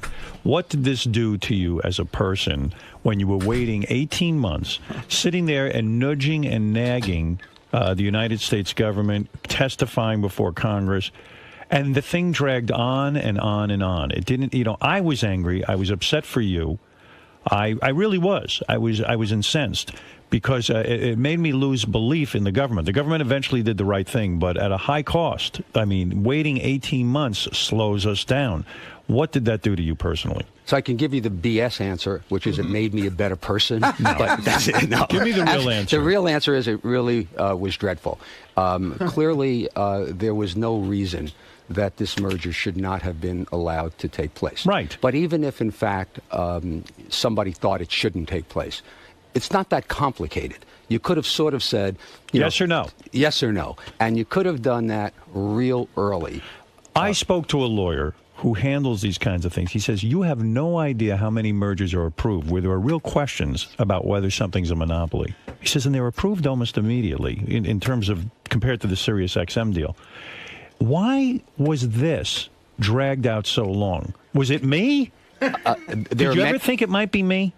I thought it might be you all the time. Right. In part because of you, satellite radio became so visible. Right. And, satellite radio, I mean, if you think about when you joined the company. Right. There were 600,000 subscribers. Right. Not top of mind in any way, shape, or form. Right. Certainly a lot of work was done. XM had more subscribers than Sirius did at that time. And but satellite radio wasn't top of mind. Suddenly, after you joined, and after it became such big news that you were coming to satellite radio, anything involving satellite radio then became very big news. So the fact that the announcement was on the front pages of the Wall Street Journal, on the front pages of the New York Times, I had done, my career about over $200 billion worth of mergers and acquisitions. Right. This is an unbelievably small deal, an Right. exciting one, Right. and will be a big one, but not a big deal. And for a small deal, there's an inordinate amount of attention on it. Far more than we had. This deal took longer to do. We had more congressional hearings. There were more comments made to the government than ExxonMobil combined. Which is unbelievable when you think about it. Well, when you consider the impact of that merger and the amount of money it involves, yeah. Listen, I'm going to tell you something. When I think about this merger and how long it took and what it took, let me tell you something. You got very thin. Do you think this is a result it wore him of? down, Did it wear you down? I will tell you this. I was on a hunger strike until the FCC. I tried everything to get this deal approved. We made some voluntary commitments. We said we would do things for minority ownership. We said we would do a whole bunch of things, and we still weren't getting it. So I decided that if I stop eating, maybe people will pay But attention. has the government overstepped its bounds? In other words, the FCC's mission, my father was talking about this yesterday on the radio, he said the FCC's mission was never to set price controls. Where do you see the government? Or to tell somebody how to run a business. I mean, where do you see the government doing that? They don't even tell ExxonMobil how to do this. Why don't they set price controls for gasoline? So the standard that the FCC has for approving a merger is that the merger is in the public interest. That is a broad standard. Right. So the FCC now looks at mergers and says, is this a merger that's in the public interest? They never set price controls. What we voluntarily did was set price controls. We said, you know what? We compete with free radio. we don't want to raise our prices. As a matter of fact, if anything, we'd like to lower our prices so that we can get more subscribers. Because you would think that if you charge $14.95 instead of $12.95, you'd have less subscribers, and if you charged less money, you'd have more subscribers. Right. So we, in trying to get the FCC to move the process along and approve this merger finally, we said, here's what we're going to do. And we outlined some voluntary commitments that we were prepared to do. The FCC accepted our voluntary commitments and therefore said this merger is in the public interest. But you had two Democrats on the FCC sitting there and saying, hey, we think there should be price freezes and this kind of stuff. That sounds like communism to me. There are two members of the FCC. They happen to be Democrats who are very, by the way, very nice, very smart people, but have never seen a merger in media that they would approve. Why? Because they believe, in general, there has been far too much consolidation in the United States in media. There's so few companies, News Corp, Viacom, Disney, these few media companies own all of these assets, and therefore consolidation should never, ever be allowed. It's so bizarre that viewpoint exists. I mean, I'm not... Because this is capitalism. This is a way of making money. This is a way of a company staying in business. I mean... But satellite certainly isn't, the free press or the free media. No, not at all. But not only all of those things that you guys say, I agree with, but the consumer with the internet and all of this technologies that's out there have never had more choices than ever. Well, you know who was against this the most was the NAB. That's regular radio. Terrestrial radio was really against this. And I said, of course they're against this, because guess what? With a stronger satellite as a competitor to them, they're shaking in their boots.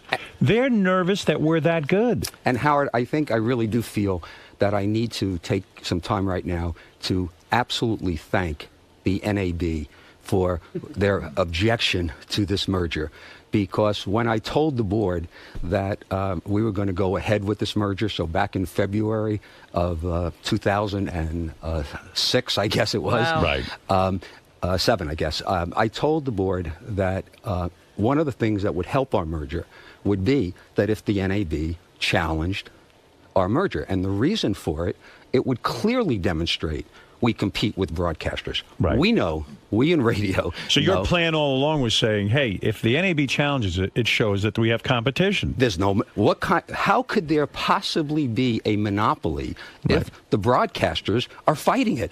And they spent so much money, and some of the smart people in Congress and some of the smarter people at the FCC, when they kept talking about, boy, this is going to be a duopoly into a monopoly, the more the NAB said that, the more they sort of laughed and said, come on, why are you here if, in fact, you think that these people shouldn't be allowed to combine? Do you feel a personal vindication? Did you take this personally, the NAB going after you, everyone after you? You were a member of that group, weren't you? That's right. You were a member of that group, and now you've given them the big finger. You won versus the NAB. That's got to feel good. Come on. I think everybody who works, for the company should feel really good, because what we have accomplished, and hopefully we'll have a couple of seconds to talk about how the company looks today. Yes. I feel really good about it. When I was in terrestrial, old-fashioned radio, I hated satellite radio, okay? It was nowhere near. I mean, if you think about where it was. Nothing, yeah. It wasn't there. But you know what? I hated it. Anything called radio that you had to sit and compete with, why would you like it? Why would I want somebody, if you're driving in your car, I want you listening to my radio stations. Course. I don't want you listening to, an iPod, and I don't want you listening to satellite radio. I don't want you doing anything but listening to my commercials on my radio station. Absolutely. So I was against it. I understand why they were against it. Their strategy, wasn't a particular good one to stop it. But even if their strategy were good and they did everything right instead of some of the things they did, the merger should have been allowed to happen anyway. Did there come a time in the last 18 months that you started to feel the merger would not be approved? I could tell you, Howard, from the very beginning until we closed the merger 8 o'clock the night before last, I had doubts that the merger would happen throughout that whole process. So did I. In fact, Robin even said when you kind of announced that the merger, or the FCC announced the merger had been approved, Robin said to me, what are you going to say on the air about it? I said, nothing. I don't even believe it's really happening. I think Do you believe it now that Mal is here? Yeah, I do. Now I do believe it. And I see that the stock now is called Sirius XM, and that there's no more XM and no more Sirius. I understand now that it's real. I sent you, I don't know if you even got a chance to look at it, but I sent you an email on Friday night after the merger was done. Yes. And you sent me one back. And then I responded to you because you were saying something like, congratulations. Right. And I said, no. Right. Okay, so as of last Friday night, after the FCC approved it, I still had questions. We needed to, XM, I don't want to get, it's not complicated. XM had a bunch of debt. So in this ugly market that exists, on Wall Street and finance, we, in the last week, had to raise $1,250,000,000. Oh. Wow. So unless we raised that $1,250,000,000, we couldn't close the merger. It was still in question. How do you raise that kind of money? Where do you go? You go to large institutions and hedge funds and investors, and you tell them that, we wanted to raise $400 million of debt. It turned out we raised $700 million, and then we needed to sell some equity, and that was very ugly because the market was terrible, and I hated the thought of selling stock at the price that it was at. Right. But the merger was so important because the efficiencies of the merger, the combination. Where did you learn all of this? I mean, you used to be a salesman. He knew nothing. You taught me this. I mean, where did you learn all this? I mean, you started out as a radio salesman. All of a sudden, I hear you talking didn't go to like business school, did you? I mean, what's going on? Are you taking night classes? So, I mean, what did you do? He got another degree. All right, let me ask barely. you this. I don't think there was a business school that would accept me. You sure you know what's going on? No, I mean, really. I mean, these are. sounds sophisticated. This is a lot of stuff going on, raising these monies and figuring out how to do all this. But okay, Sounds like a lot of stress. Here's the real human question: if the merger had not gone through, let's paint a different scenario. You had failed. In other words, you weren't able to achieve this. Would you have left this company? No. You would not. I think that would have motivated me more because there was a question in some people's minds whether or not if the merger didn't happen, would Sirius be able to survive? Yes. Right. So clearly, and the answer is absolutely. I mean, Right. who knows, right? I mean, but I truly believe that, if you hooked me up to that lie detector test and asked me if, in fact, the merger did not happen, would Sirius survive? The answer would be yes. Would XM have died? They say not. I didn't have enough information about XM, but the CEO of XM said the same thing. I will tell you, had the merger not happened, I would have done everything possible to make that happen. Right. To make sure they went bankrupt. Yeah. Right. I mean, that would have been my That's goal. the plan. That's the secondary what I always backup said, plan. That there was going to be only one company anyway. So you would not have been defeated. You would not have said, that's it, I can't do this anymore. You would have stayed with the company, and you would have said, I'll grow Sirius and let XM do whatever XM does, and we will see who the better company will win. The second part was true. I'm not sure the first part. I would have felt defeated. I mean, I would have felt that, I tried something, spent an awful lot of money to try to get this merger done, spent a lot of our time, put our company, in essence, in limbo. The stock was in limbo for this period of time. It wasn't a bet the ranch kind of a situation where the company would have failed. But, I mean, shame on me if, in fact, the merger didn't happen because I put a lot of resources to make it happen. Things were stalled out by waiting 18 months. In other words, you couldn't even advertise as much. You couldn't sit there and go, gee, I got to make my business plan.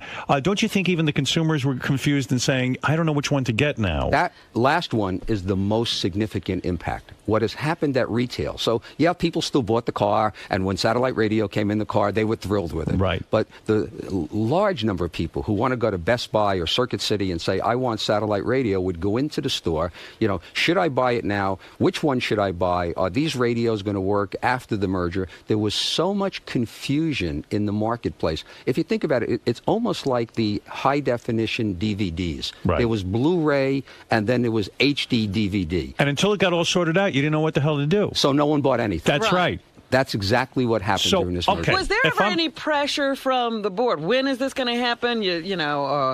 Because this is, they're looking at you. You say, let's go do this, and now it's taken 18 months or whatever it's taken, and we're sitting around doing nothing. So all of the board members were there before I got there. So this is not Mel's board. Right. They were phenomenal. I mean, there was not one hiccup. There was not 1 minute of throughout this whole process and everything that needed to be done. They were 100% supportive, and I really appreciated it. And what about on a personal level? Your beautiful wife, Terry, who I adore, did she, when the word came that the merger had been approved, was there lovemaking involved? Was there a celebration? Did she put on an outfit? I mean, what does she do? Special? She's got to do something good for you.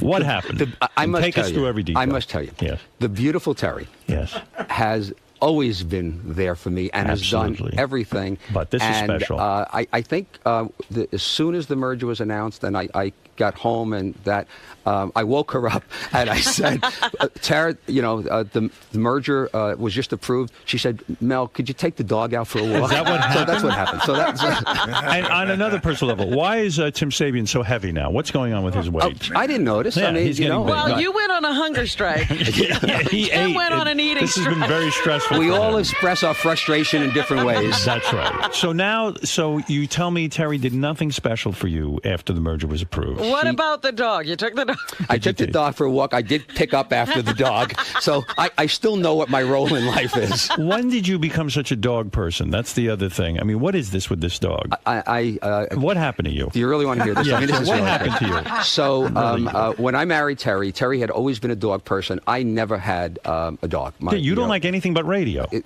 Why? Right. What do I want a dog for? Right.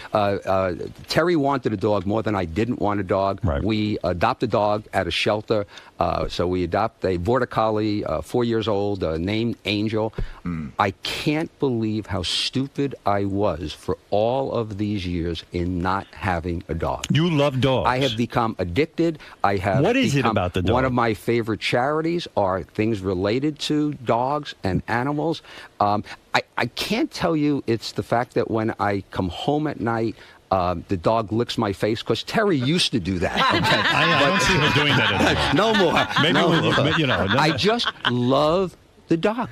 I mean, dog sleeps in our bed. I mean, absolutely, totally addicted to it. And would you say the dog likes you better than Terry? Terry thinks that.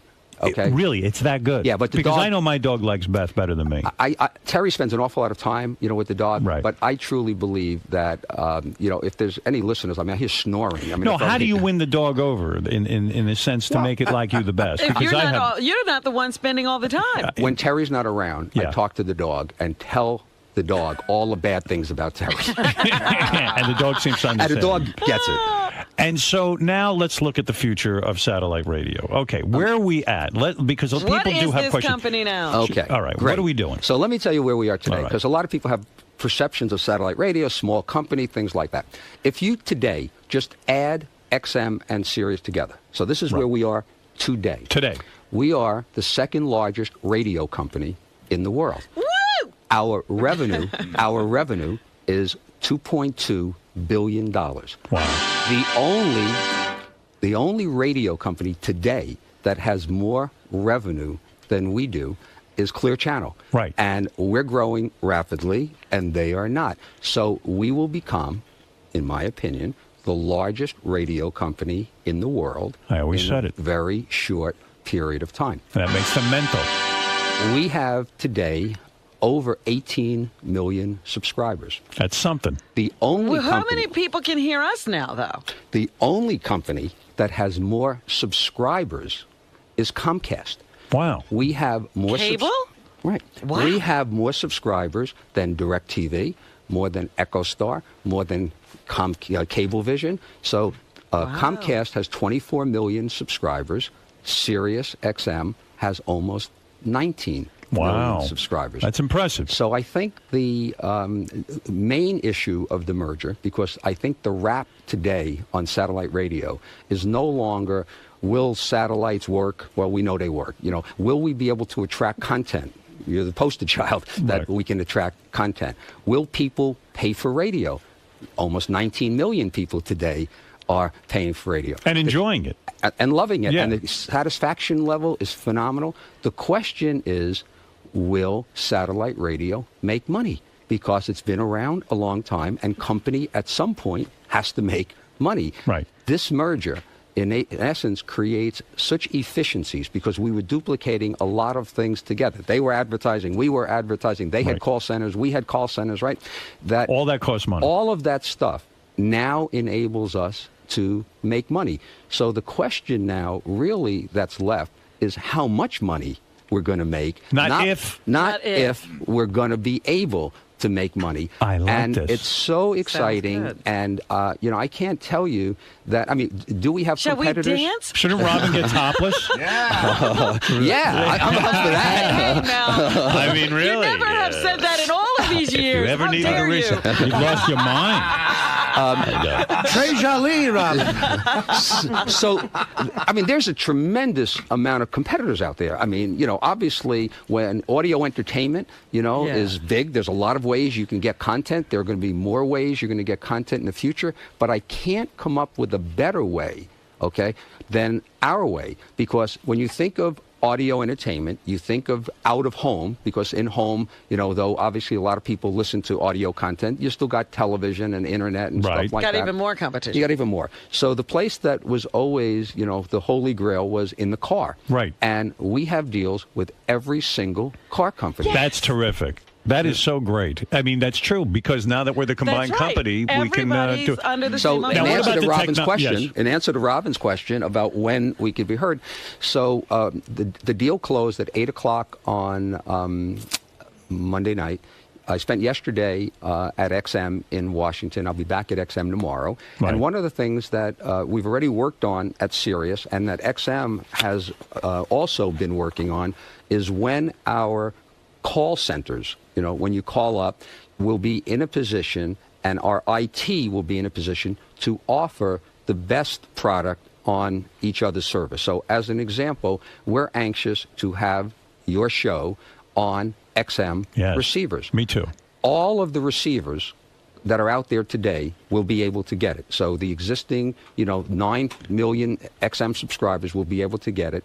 And in early fall, we're thinking September, but it may slip to October. Right. But the hope is in September, your show and some other serious content will be extended and offered to XM subscribers if they want to receive it. Ooh. So if I'm an XM subscriber right now or a Sirius subscriber, I still get the same services I get. Nothing changes. And then I can add to that. Yes. You'll be able to, and the price that we announced to the FCC that we've committed to is for $4 a month. Right, for $4 additional to the $12.95, if you're an XM subscriber, you'll be able to get the Howard Stern Show and various other content that we will disclose as well. If you're a Sirius content and you want to get some of XM's content, you'll be able to do that as well. If you don't want to do it, you don't have to do it. You don't have to do it. You keep everything just the way it is. If you want to do it, that'll be an opportunity. So you always get everything you always got anyway. There's no disadvantage of the merger. As a matter of fact, there's an advantage of the merger because though we have never raised our price. Right. I mean, Sirius was $12.95 from the time we got our first subscriber to today. One of the advantages is that we have said for the next 3 years, we're not going to raise our price. Right. So the only increase will be some copyright royalty, which will be a very insignificant amount in years 2 and 3 of the merger. So, the good news for Sirius is that, we're committed to the price. They keep the same content, and there's some upside. Gary, what do you say? Here's a question I get from a lot of people, big sports fans, right? So I'm a Sirius subscriber. I want to get baseball. How, will I be able to get baseball before the end of the season? So we have not announced any of the specific content that we're going to be offering. But if you're a Sirius subscriber and you want baseball, then, and you'd expect I would say this, then for an additional $12.95, you can buy an XM radio, and you can then make sure you can get everything. You can hear it before the end of the season. So it's, what I understand is, so far, this is so new. We don't even know how things will shake out really in the future when it comes to technology too, right? Because like some guy called up and he says, well, I've got a lifetime subscription, Sirius lifetime subscription. Does that get affected? No. He asked me. It doesn't, right? It's you have the same equipment if and you the keep same that service. radio, that radio we've said will never be obsolete. Right? Will not ever be obsolete. And you can understand why it'll never be obsolete, because if you bought a car and the satellite radio is in the car, we need to provide service to that satellite radio for as long as that car is ever on the road. That's right. So it will not be obsolete. So we will not make the radio obsolete. If you have a lifetime subscription, right? What you should do is extend your lifetime subscription for a second lifetime. Has this whole experience made you sour on government? Honest, be honest. Yeah, it it absolutely is. The process, has just been grueling. The fact that you have congressmen, and I understand this. I mean, I've done this for a fairly long time. That they will write a letter because a local broadcaster in their market, has asked them to write it. And the argument is, gee, I am helping a constituent or I am helping a contributor. Right. So when you take a look at everything that's going on in this country, housing issues, gasoline prices, jobs, and you see the people who have worked to try to stop this merger, it has to make you frustrated. And what is the system now? If I hire lobbyists and I pay millions of dollars, I can slow down or possibly stop the process of a merger. So everyone is on the take. Not everyone, but some people really are promised money for their votes. Well, I don't think it's that. Okay, I mean, I understand how you get there with that, but I think that what is happening is that you have these congressmen and senators who want to get reelected. Right. In order to get reelected, it costs a lot of money to run television advertising. So they are constantly, probably, if you're a senator for 6 years, you spend about 2.5 to 3 years of that fundraising. Wow. The amount of time you spend fundraising.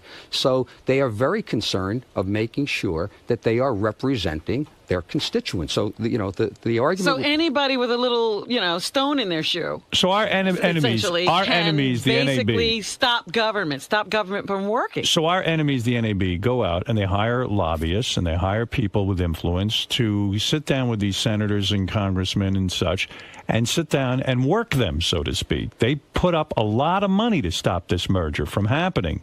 And they were successful in a sense. They were able to slow the process down. They were able to get people to drag their feet, right? But essentially, that's what the FCC was responding to when they would take a letter from one person in Florida and say, you know what, we have to investigate Howard Stern. Right. So, yeah, I mean, I think this merger, took a long time because there was such a controversy for whatever reason. Right. Some of the things, and it wasn't so much the government, some of the proposals that were made were outrageous because people game now the process because they know what you need to do. So they now know you need to get 3 out of the 5 votes. I was hoping to get 5-0, but winning 3-2 is the same as winning 5-0. You won. People put all kinds of things out there. So as an example, it was proposed that we be required in every radio we make to put in a competitor's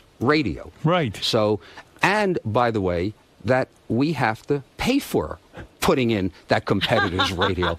And I'm trying to think, this is America. How could somebody say that I have to put in, or we have to put in to our radios competitors' products? Yeah, wouldn't you love if terrestrial radio had to build in our receivers? And I asked that question. Right. And silence. Yeah. Then we had some people who are experienced in the FCC process and knowing this public interest standard is vague and said, we think you ought to give us 25% of your spectrum. Right. And we said, excuse me? Give you? So our shareholders are now expected to, as a gift to you, because it is in the public interest. I said, I didn't see Clear Channel when they created this large competitive company to us, sitting there giving up any stations. So yeah, why don't they donate a few stations to the public interest? That's what I thought. I mean, at this point, there's it's sickening. They're pretty isn't it? big, yeah. So those would have all been deal breakers, I assume. And we wouldn't do it. Yeah, you wouldn't do that. As much as I wanted to do this merger, I needed to make sure that we were going to do the merger and we were going to be able to win after the merger. Because as I told you, we were going to win before the merger. Right, you didn't want to be disadvantaged. Yeah, to go backwards. I mean, so for the purpose of ego, right, to just sit there and say, we got a merger done, hooray, hooray, I'm moving on. Right. That isn't the case, right? I'm here, and I'm going to stay here, and I wanted to get a merger done because the merger will make the company better than if it was Was this the toughest thing you ever had to do in your career? Honestly. By far.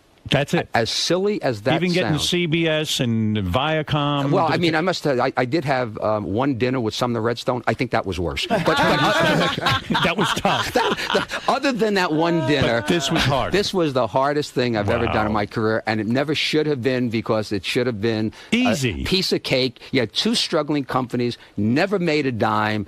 Either one never made a dime. Combined, we still have all terrestrial radio to compete with.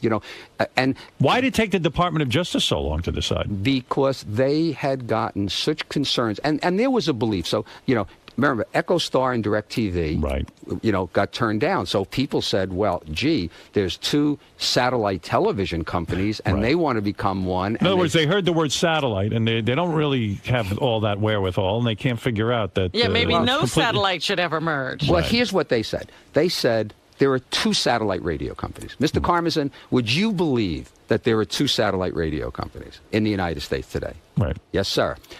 And after the merger, there's going to be one satellite radio company. That's right. So this is a 2-to-1. This is a duopoly to become a monopoly. And the answer is, yes, there are two satellite radio companies, but forget that it's called satellite radio. We compete with iPods. We compete with other technology. Right. We're part of a bigger market. So it took the Justice Department, which was a very unpolitical process, by the way, a long time, because they went to auto partners. They went to content. They did their research. Howard, I don't know if they spoke to you. I know they spoke with your agent, and they spent a good amount of time to say, is this going to be a monopoly? And the answer would be, so as an example, when it came to Howard, the sense was, Howard, you had two satellite radio companies interested in you before you came here. Right. Now, if the merger happens, there's only going to be one satellite radio company.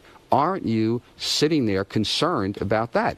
And your agent or you, whoever spoke to him, would say, I came from terrestrial radio. Right. There's competition. By the way, if I decide when my contract is up, and you better decide when your contract's up to stay, but if I decide on my contract is up that I want to go somewhere else, there's plenty of places to go. Right. To go. Yes, absolutely. I would happily have you. And the fact of the matter is that I'll tell you right now, I wouldn't go back to terrestrial radio under any circumstance. You? I mean, but you had the choice. I always had the choice. They had negotiating move. Let me tell you something. Creative freedom. Here's what I said.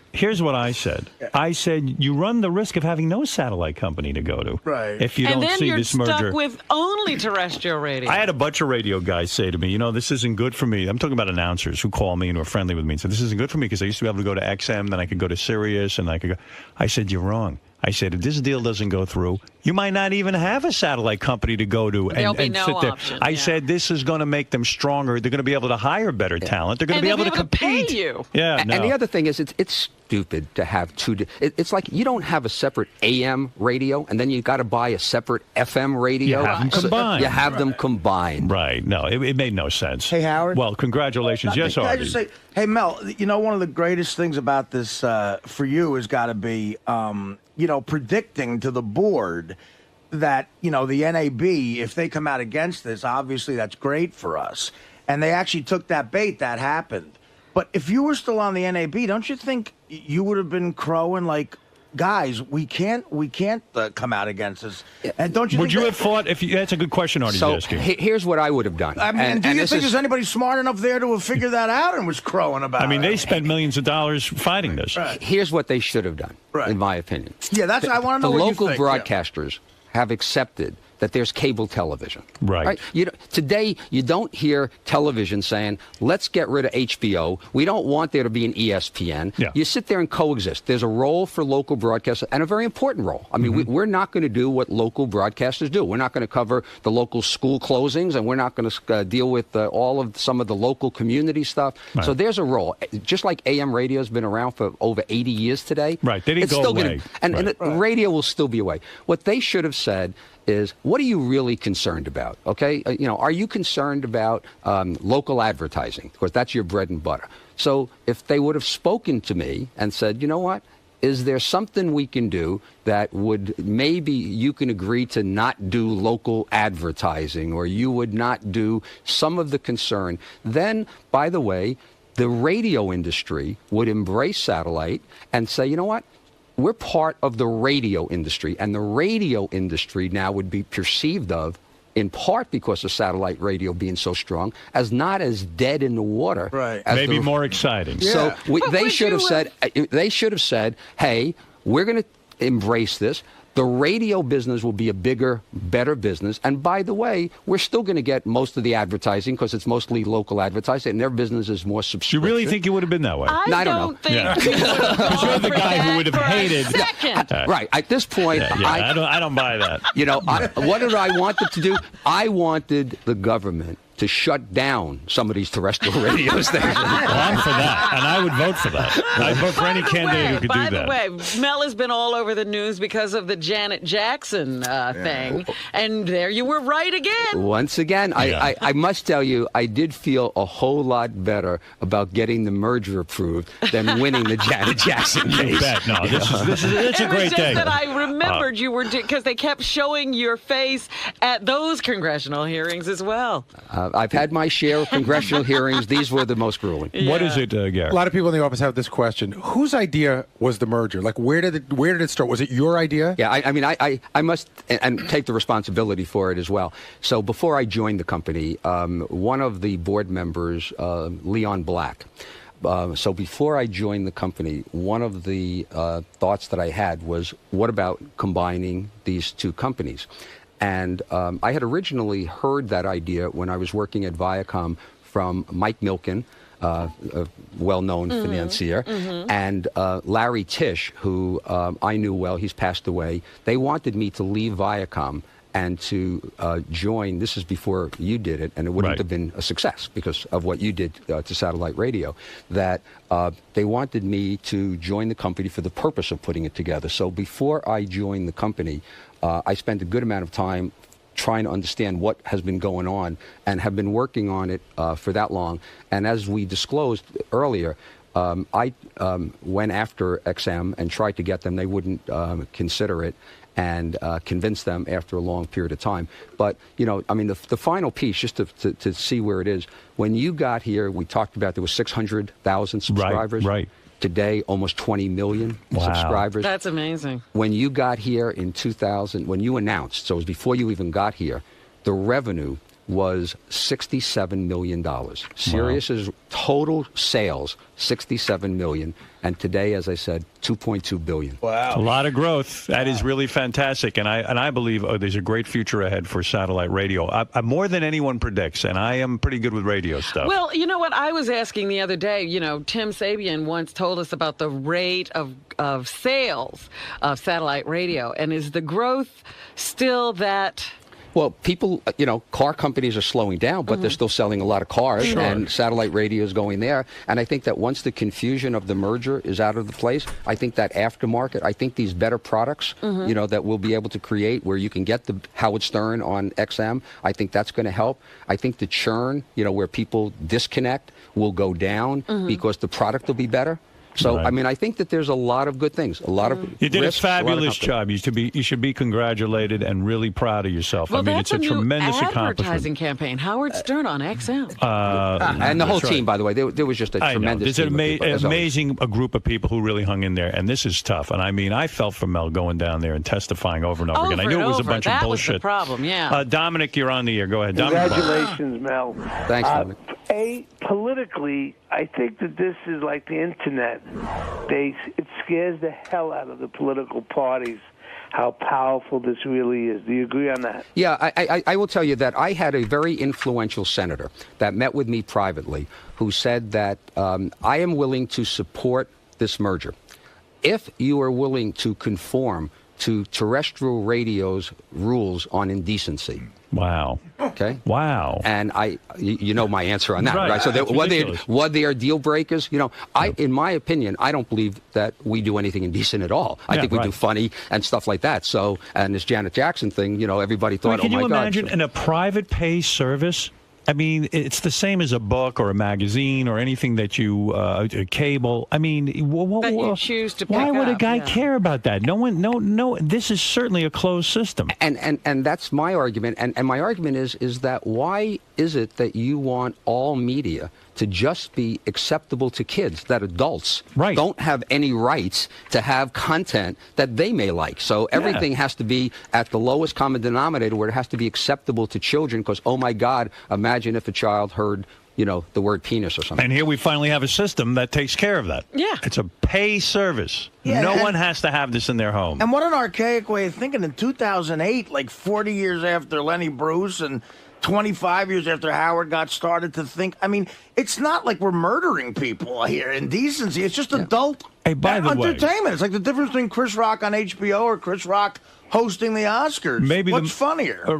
Maybe the most important question in all this is, how does all of this affect Cousin Brucey? What's going to happen with him? So Cousin Brucey will have a bigger platform for people to be able to hear his extraordinary shows. And I've been a Cousin Brucey fan since growing up. A part of the package that you can get.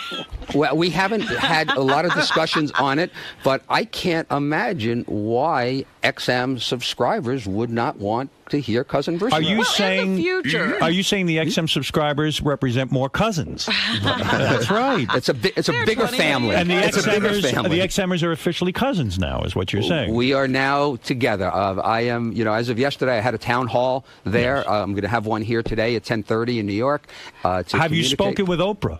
I have not spoken to Oprah, but Oprah had sent she's an old regards. friend, yeah. I love Oprah, and I've not seen her in ages. But does Oprah want to meet with me now that we're on the same thing? Let me write we that have down. to To have when I that do summit. speak to Oprah, I will ask her. Somebody told me there was going to be a joint press conference. You Was know that what would be great? Yeah, I think Howard I said that, and somebody picked up on it and said they couldn't wait for the joint press conference. One of the bad about the internet, right? I mean, the internet's phenomenal, right? Is that all over the internet was people are asking now, when is the Howard Stern Oprah press conference? I know. And you want to know something? What a great promotion that would be. Oh, my goodness. Can you imagine? And it's only available on satellite. I am volunteering for this right now. Now, if Howard decides to stay, and you said, I think, $2 billion in sales now, by then it'll probably be $5 billion. Will you have to give Howard the entire county of Staten Island? Well, no. What I would Mel say, would never give me the entire county of so, Staten Island. so here's the negotiation with Howard. Yes. What are you, crazy? We have a monopoly. Where are you going to go? You've ruined your reputation with terrestrial radio. You have nowhere to go. Yeah, Howard, you the know man what? always gets me in the end. Back in 19... I guess I've been through 85. Yeah, I got to tell you, I've been through a 85. lot of negotiations with Mel. It's not easy. It's not easy at all. I will put this offer on the table, okay, because of this monopoly we now have. I will give you what we gave you in 85. Oh, excellent. Thank you, Mel.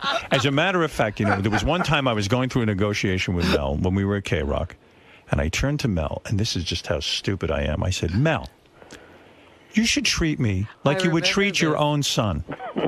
And Mel looked at me like I'm out of my fucking mind. Because I'm not his son. Right. And He this said is there's how I one view the problem world. with that. And when I went to a psychiatrist, it was one of the first things they ever brought up. And the psychiatrist looked at me and said, you're going to need a lot of psychiatrists. He goes, the guy's not your father. He says, you end up thinking everyone's going to be your father and take care of you. You are so bizarre because my son says to me, why can't you treat me like you treat Howard? Give him that. Give me that kind of money. I got to talk to that guy. Don Buchwald. What is that, Dominic? Don Buchwald, the greatest Asian in the world, will only want you to be treated as well as Mel's dog. Well, thank you, Dominic. That's very true. Well, Mel, this is a great day. You know, the one thing, you know, like, it is on everybody's mind, though, is will all of the programming one day be the same, or will there always be two separate sets of programming? So there's probably a closer situation. So, you know, logically, if they have a country music channel that might be better than our country music channel, we'd want to give our subscribers the best. Right.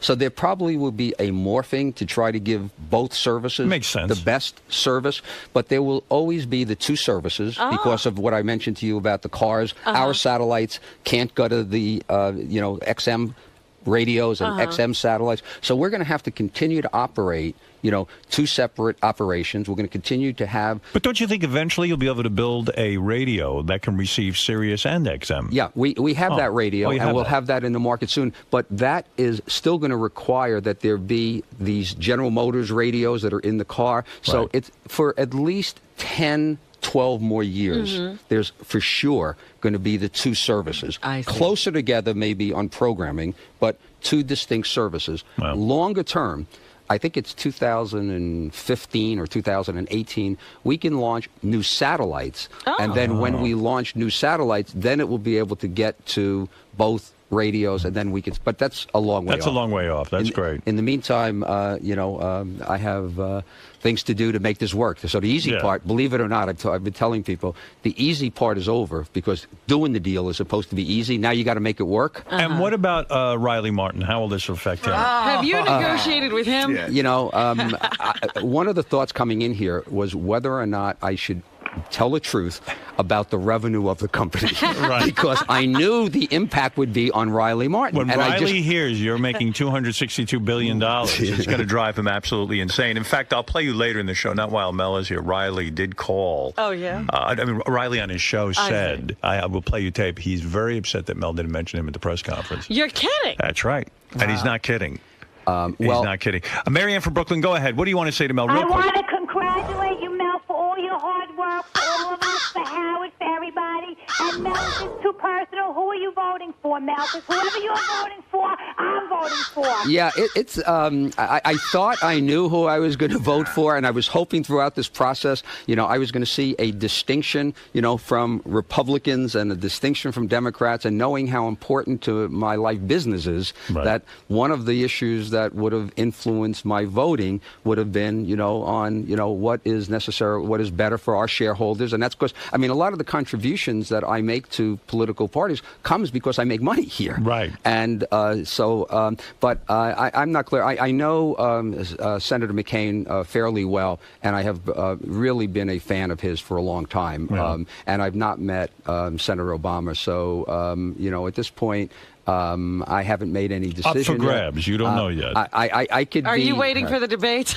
I think I'm waiting till I probably close that curtain. So this FCC process, you were hoping that maybe you'd have some clarity about how you felt about either party, but you're saying I would think you would have favored the Republicans in this because at least they approved the merger on the FCC. I absolutely do. The vote was 3-2, and the 3 votes who approved it were Republicans, and that says an awful lot to me. So and now, if you need me to advertise for you, absolutely for free, I will pound the pavement for Sirius XM because I am a huge fan and a supporter of having what I like. This is my indulgence in life, and I truly believe in... All right, I have a headache. Marianne, we need more people like you who are willing to do things for free. Right, That's Mel's real push now. He wants to get as much as possible for free. Yeah. Do whatever you got to do, Marianne. You have permission. I see Ralph's on the phone and wants to tell Mel what he needs to do now as the head of Sirius XM. Are you interested in Ralph's input at all? Do you think it's relevant? I feel the same about Ralph's input as I always have. Okay, good. Ralph, go ahead. What should he wear at the press conference, Ralph? So good. Hey, Mel really is in another world when he's waiting to talk to the candidates to decide who he's going to vote for. Right.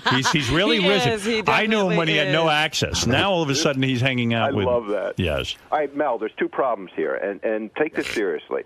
First of all, my friend went to buy 2 different cars, a Hummer and a BMW. When he got the Hummer, they didn't even tell him that he had XM in it. He had to read the owner's manual. The BMW, he got the BMW. He ordered it. He gets the BMW. He goes, well, where's the Sirius? He goes, oh, you wanted that? You needed to order it. You should have asked us, and it's going to cost you $500 now.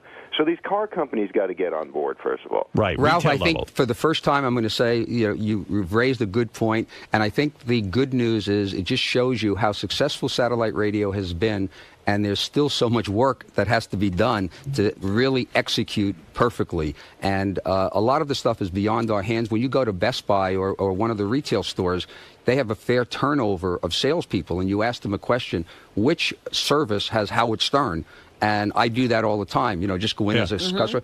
It's amazing how frequently they don't get it right. Yeah, they'll say XM, and they don't get it. And Ralph is right. It's true. And everyone I meet, but everyone I meet has an idea on how to improve satellite radio and improve sales and this and that. The other thing, there is Mel's right. There's a tremendous amount of work to be done. I mean, how do you get a guy who works at a car dealership to understand that? Hey.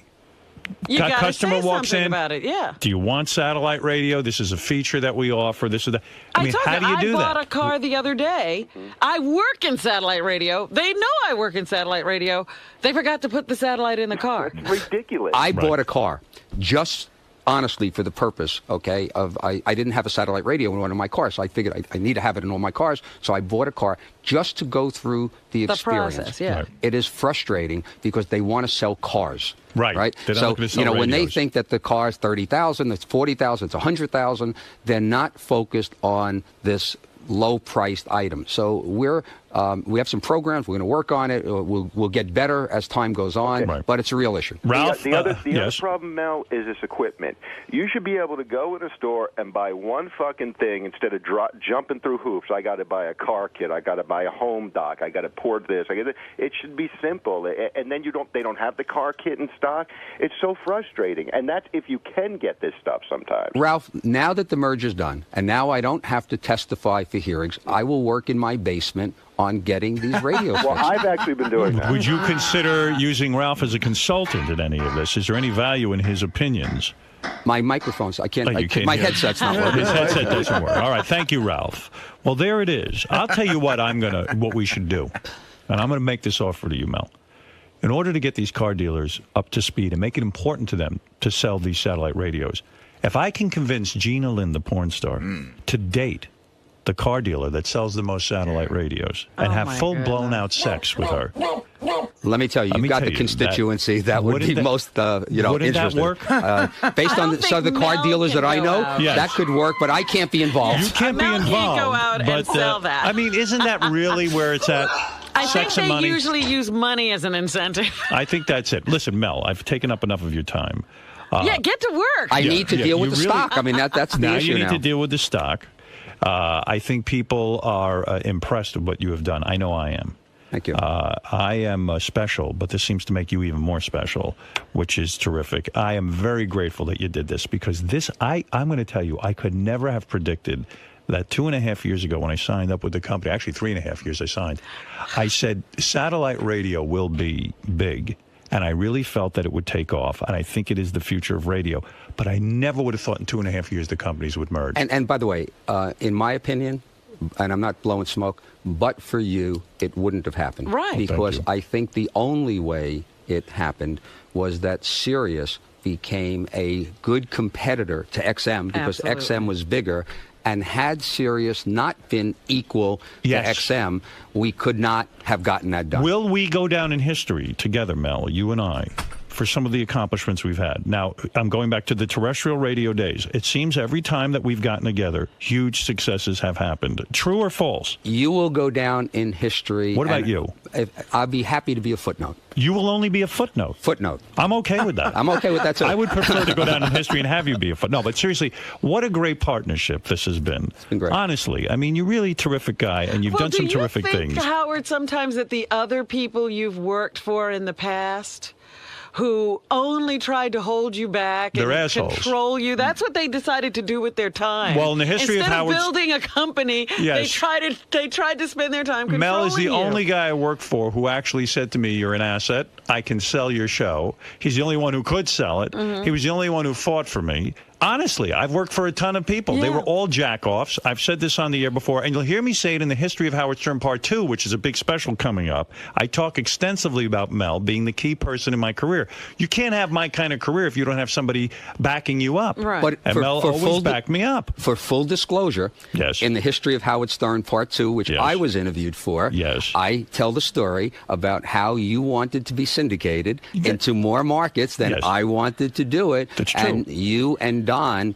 convinced me to do it against my better judgment at that time. So I talk about stuff like that, but the bottom line is we always figured stuff out together and moved forward and moved ahead. And my point is, you were always Howard. these so-called business people who were the general managers of the stations before never understood what they had in their hands. And I wonder if they now sit around kicking themselves because you passed through their fingers. Oh, yeah. You've been great for me. I mean, and I tell everyone, and I say it, and I don't want to get into a love fest, but the fact of the matter is you're terrific. Congratulations. And I'm going to tell you something about me. I am so fired up now because these scumbags at terrestrial radio, they haven't suffered enough yet. They sat and fought against this thing. Now you've got now real you're pissed competition. Even more. You're even I more am pissed. so pissed off now. I wasn't pissed off. They had a sleeping lion. I was fat and full.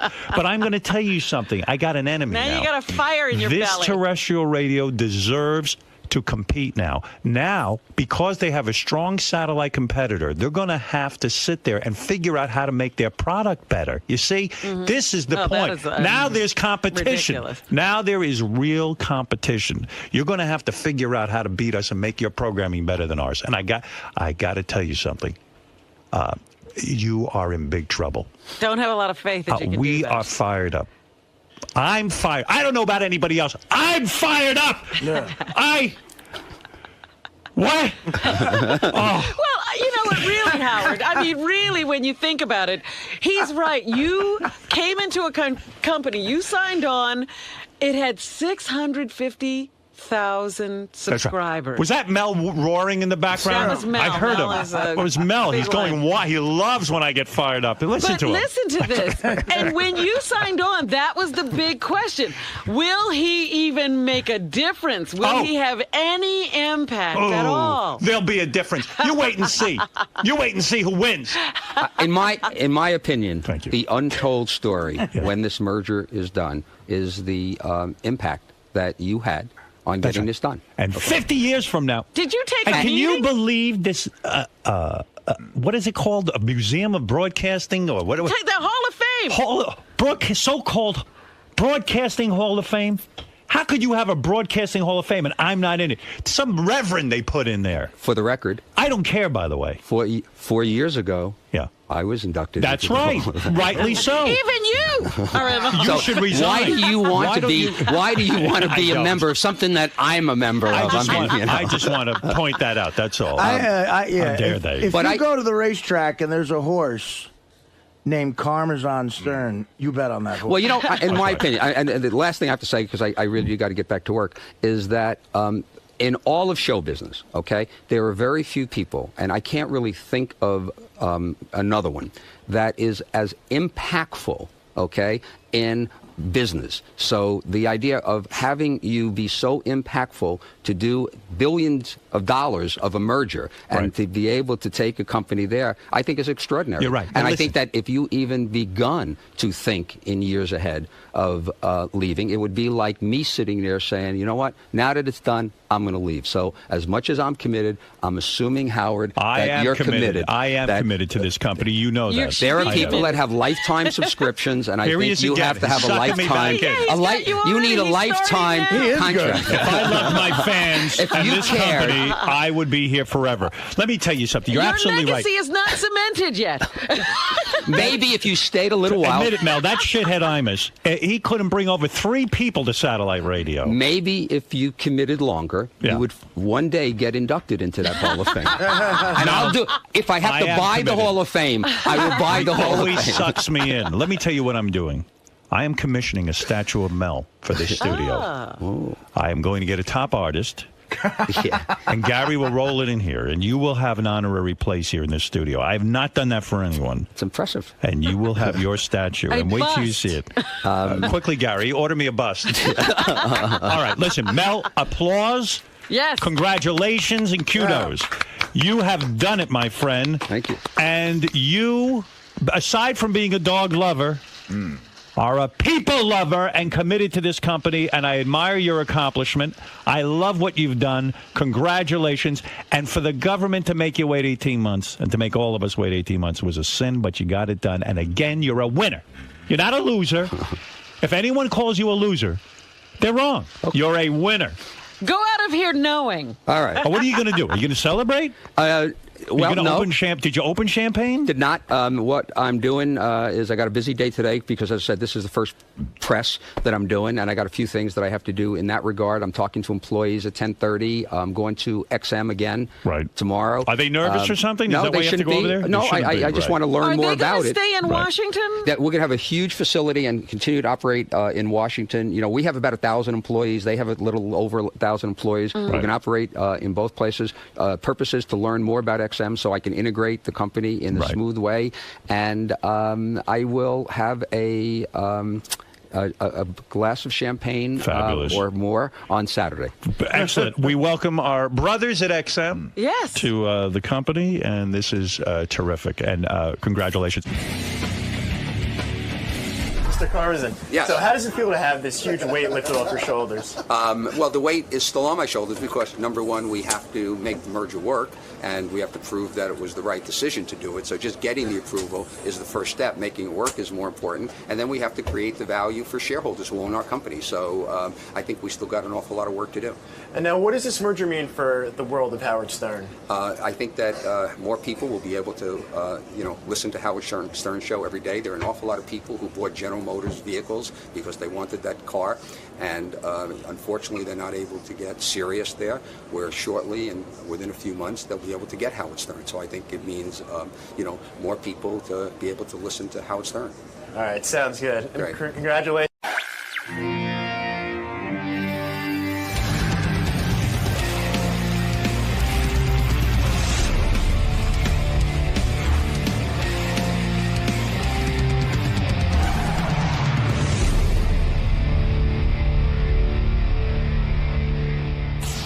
Hey, Lisa Glassberg takes shits at what do you have for us, Lisa? Lisa's setting up. Takes her a little while. Hold on. Doesn't want to ruin her hair. Go ahead, Lisa. All right. Cancel. What are you doing? My iPad got messed up because I threw it onto the couch, so all the copy moved up. All right. Just take your time. Sorry. That's all right. A mass shooting at a club in Tempe, Arizona has led to a change of venue for an upcoming Ronnie's Block Party show. All right. 16 people shot at a club that's adjacent to the venue where Ronnie and the gang were supposed to perform. So they have changed the venue. All right. So that's the latest thing with that. And what's more, we have learned that Scott the engineer now has a new demand. He wants more leg room. Oh, did you hear about this? On the flight. Yeah, he's nuts. Scott the engineer, you know the story. Every time he comes in, he says he doesn't make demands, and all we hear about are demands. He's the guy who got Shuley and all these guys to put him on the bill. He now went and he says to Ronnie. Here he is shaking his head again. No. I heard the whole story. He says to Ronnie. A demand. Yeah. I don't know, why people turn a request when the guy's booking the flight. I'm tall. I need, when you're sitting in coach, it's very cramped. I need an aisle seat or something with a little more leg room. That's all I said. So Ronnie, what is it? People do that every day. I'm going to tell you what it is. I don't know what the problem with that is. I'll tell you. You want to know the problem? I'll tell you. Yeah, you people get so excited about somebody making a request. I'm not doing business with you. So Ronnie and Shuley start hearing Scott bitching about this. Why is he bitching to them about it? I didn't bitch. He wants them to pay $80 more for his aisle seat. Hold it. And Ronnie said to him, "You want an aisle seat? Go get an aisle seat, but you pay the $80. Why does it have to come out of my take?" I never said anything about the money. Aisle seats don't cost any more money. That's what the boys. That's why they're upset. Well, Shuley, tell them. They're crazy. Shuley, what's going on? They fucking want to start something, and it's not true. I heard about it all yesterday in the car when I'm trying to relax. I never said anything about money. I never said not one word about money. Your life is interfering with mine. Yes, Shuley. No, I know Ronnie's upset about this, and I think there's some other issues that Ronnie might be upset with Scott about. He's upset about everything. When the guy was booking the flights, I said, just can you get me an aisle seat? And if you can't get me an aisle seat, get me the exit row. All I know is Ronnie said it was coming out of his pocket. Whatever it is, I don't have any problem with the money. I like I can understand you asking for more leg room. Right. He's average size. He's like Kareem Abdul-Jabbar over here. Is a little tall for those seats. Wow. You and fucking Ronnie, the midgets, have no problem sitting in the fucking plane. I look over at this guy on the flight. Listen to this. It's so ironic. Really? I look over. He doesn't even try to sleep. He just stares at the I back can't of this sleep on a fucking plane chair. because it's uncomfortable.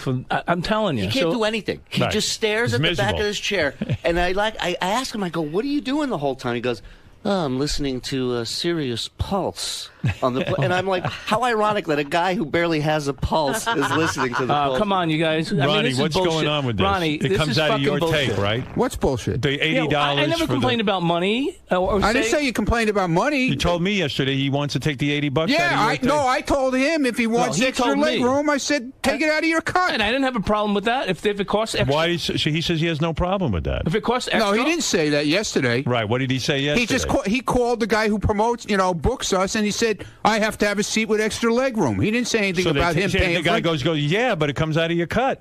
Okay, that's fine with me. I never said no. He doesn't even want to. He doesn't want to go anyway. Well, that's, what do you mean I don't He doesn't want to go. That's what I think Ronnie's really upset about, Scott. What's going on? I think Ronnie's upset. We're doing this weekend at the end of this month in Chicago and Arizona, and JD's filling in for Scott. And you guys But why isn't he going? That's what I want to know. Couldn't Why? Go. I had a previous. Yeah, why can't you go? I had a previous commitment. What okay? commitment? I'm going I want to know San the Francisco. address of this place you're going. I'm going to San Francisco. I don't have it in my we're not head. talking about San Francisco. I'm going now. to Toronto. I know it's too much travel for you, but listen, dude. You know what I'm doing that weekend? I'm doing Chicago. I'm doing Arizona. I'm coming back that night, unpacking, repacking, and I'm going to Tampa with Howard in the morning. Wah. So why can't you go? Why can't you go? Why can't you go? Because I have a previous commitment. I want to know what it is. On that Scott, Saturday. Where are you going? Why did you let him book these dates? If you I told him originally when he booked that weekend, I might have a problem with that weekend. I think the fact that he saw Ronnie. Originally, available. here's the problem why they don't trust Scott. Originally, Scott said there was a wedding, but Yes. now we hear there's no wedding. I didn't say so that. So he makes you up did shit. tell us there was a wedding. There is a wedding. But you're not going That's anywhere. what Shuley said. What did Shuley say? There was no wedding. Who said that? Shuley. I don't. Is there a Shuley, wedding? I have a wedding. I don't know what the I've fuck. heard I've heard He's different so things. guilty. Look at that face. I'm not guilty. I said to him, no, he said the show's sold out. We're going to do really well. I said, well, maybe the wedding will be canceled. I was joking. I don't with think you were. him. He said when I was joking with him about, I don't have a wedding. In all seriousness, we had 2 dates at the end of this month. The one in Arizona, the venue we were originally booked at, had some issues, and we were possibly going to cancel. The Yeah, 3 Arizona people show. got killed there. So we were now you know the possibly- real reason I'm not going. So we were possibly going to cancel it. So it ended up being there was a possibility that there was 1 show instead of 2. Well, all of a sudden, Scott goes, "Oh, well, I might be able to get back in time to keep my previous engagement and still just go do that 1 show." I think Ronnie makes a very good point that he doesn't want to travel. He doesn't want to I don't travel. pick and choose. It's the only one that I can't do. Everything else is fine. So I don't know how I pick and choose. You didn't want to go to Canada either because it was 1 show. I'm going to Canada. Yeah, but you didn't want to. I got a passport. I'm going to Canada. So what's the fucking problem? Because it's a problem. You're acting like it's not now. They have to beg you to do Nobody these shows. begged me to do anything. Oh, okay. Like I come to these guys, I go, "Hey, we got this date. Are you guys good with this date for a show? In 3-4 months from now?" Ronnie, yes, no problem. Scott, okay. Then the next day, Scott, I have a question about this. I have a question about that. And then everything starts leading up to the show, and he'll tell me, just email me the hotel itinerary. Sometimes I'm anal. He's gotta You know never get everything. information. The fucking guy bitches and moans. He goes, "Oh, the guy stuck me in the middle seat, coming back, and I had to sit." See, this is why I want to make sure that I'm comfortable. If I'm flying 6 hours, I want to be a little comfortable, not like you who are stuck complaining about a middle seat. Okay, Scott, all you do is complain. Still did it. All you do is complain. I'm doing all the shows except for that next weekend. I'm doing everything else. Why aren't you doing this weekend? Why aren't you doing it? Just be honest. Tell the truth. Do you really have a wedding? Yes. Where? I don't know. What's the name of the place? Down at home. I don't have the It's information. down at home. I said it's written down at You home. don't know. Come on now. I don't have the information with me. Whose okay? wedding is it? Mr. and Mrs. Smith. Whose wedding? It's a cousin, a family cousin. So That's all right, family Scott. cousin. Scott, we got Debbie the pet lady now. We don't need you. Cousins, We got Debbie now. We have Debbie now. You know he's lying. I meant He's to say lying. it's a family function. You don't say It's a family cousin. It's a cousin. My cousin. Who? A What's the family name of the uncle. cousin? Uncle Fester's cousin? What's your cousin's name? I have it written down at home. You have the You don't know your cousin's Why am I name. being grilled here? You don't know your cousin's name. I have to. I have a lot of cousins. Whose side of the family? It's on my my father's side of the family, which is very numerous. Okay. It's very humorous. Numerous. There's a lot of people in the family. You say this is just smelling like bullshit. It's smelling like bullshit, right? You got to do this on stage. Yeah. Why didn't you guys talk to him on stage? Oh my God. Family cousin. Are you going to call in like I did? I'm going to be busy. What do you mean? Are you really going to? I want you to swear on your son's I'm not life. doing you're that going, again. Are you going? Swear on your son's life. You're going to a wedding. I'm not doing that again. No. Swear on your son's life. I'm you're not going to a wedding. swearing at anybody or anything. Okay. So. All right. So you're lying. We know you're lying. I'm not lying. Because when you're telling the truth, you right away swear on your son's life. I don't. I You wouldn't did do the it last time. No, I did it on the wrap-up show, but I wouldn't do it here, and I'm not going to do it Okay. again. So I'm not doing that. You know he's going to call us from like Why? some. Your son will be fine if you're not lying. I'm going to. All right. You want me to call in? I'll call in. Scott will call in from a bar down the street. Yeah, I'm at the wedding. It's pretty crazy. No, I'm going to set my DJ equipment I would up at almost home. bet you. He's going to call in from his backyard. I bet you he's not going to a wedding. Yeah, I don't think so either. Well, why don't we put a Guys, camera on him on I Sunday? can't go. Oh, can Howard TV come with? Yeah, with Howard the TV. wedding? No, I don't They're think going to the cover people are like, the cousin's wedding. They just want to go on your father's side. No, from that's not going to happen. John Lieberman's standing right behind me. Say it loud, John. I'll cover the wedding. I'll be there. I'll just stand outside, watch all the guests come in. Okay. Yeah, all right. Thank you, John. Thanks, John. Thank you, John. Howard TV said they'd shoot the wedding for free. Yeah. Yeah, because there's no wedding. Okay. Tell the cousin. Free video. It's a cousin, a family cousin. I believe his name is Anchovy. Anchovy. Cousin Chovy. Family. They're very close. I have the name written down. Massachusetts Chovies. The name is written down. Salty balls. RT choke. Cousin Choke. You don't need me anymore. Cousin RT Choke. He's lying. Bob D. Wire. You're lying, But dude. in all seriousness, like Scott, in all seriousness, it could come Scott, can down. we have you take a lie detector test? Yeah, fine. All right. Lie detector. He won't even swear. Listen. What? It could come down. Let's say hypothetically that a weekend we book, they really want you to do it. Dude, And when if you're in a business with people, when you throw in with people, and this is the business you advocated and wanted, Yes. you can't pick and choose your dates. I'm not picking and choosing. You are. This is the only You didn't want to one- go to Canada. You didn't want I'm to go going to this to Canada. one. Well, now you're going because they pressured you. I didn't say I didn't want to go to Canada. Oh, yes, you did. I'm not going to Canada. I'm not going to Canada. No, he said like Dude, that. come on No, now. That was busted balls. All right. I'm going to Canada. Yeah, but now you're going to Canada. No, I was going all along. No, I never you said I weren't. wasn't I going mean, to these guys Canada. are selling shows based on you and Ronnie. It's a package realize that. deal. Yeah. I know. I realize that. Why do you guys continue to book shows with them? Get JD. we got JD. Now JD's another guy. He does He's great. another The complainer. turnout, not necessarily complainer, but I just don't get why he wouldn't want to do All right, this. so he doesn't want to. At least he's up front. We got about Debbie it. Right. the pet lady now. She's we're booking a show on Long Island. We're putting her on. Are you? Yeah. We're gonna have her strapped in a dolly like Hannibal Lecter. Mike, go ahead. You're on the air with the boys here. Hey, good morning, Howard.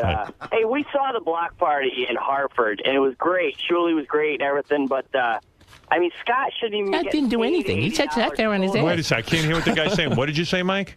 I said Scott shouldn't be getting paid $80 total to be there. Never mind asking for an $80 upgrade on his airplane. I know he ticket. does nothing.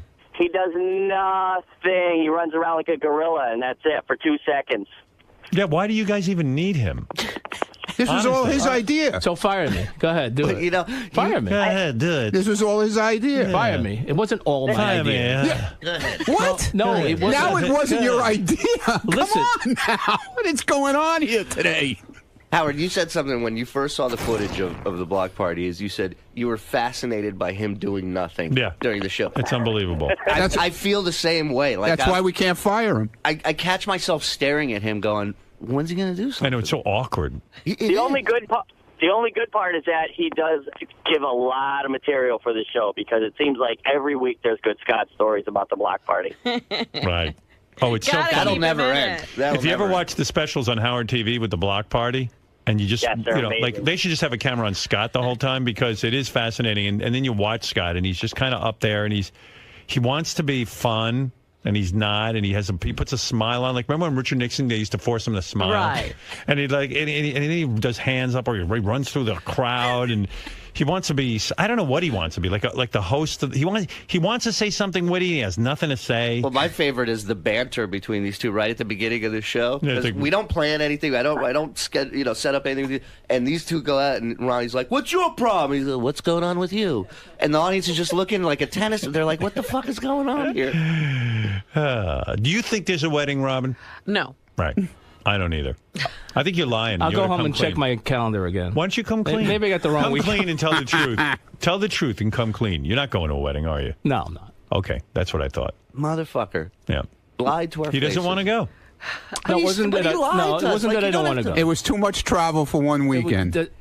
Well, it's a lot of it is a lot of travel, but hey. But it's not so much the travel, Ronnie, as it is the fear that he would only make the minimum. Right. I Why do you do business No, with the him? money has nothing to do You with booked it. this because the money has everything to do with it. The money has nothing to do with it. Nothing. I swear that I'll swear on Dude, my this life. is all your idea. The This money- whole block party. The money has nothing to do with it. Nothing. Absolutely. So nothing. you guys- I don't want to get into it. Okay. Okay, so you guys booked this thing. It's a personal issue that I This can't get fucking into guy now. is part of your business. He picks and chooses. He's I'm not going gonna to pick and choose, I you told did. you. You're not going to a wedding. You lied to them.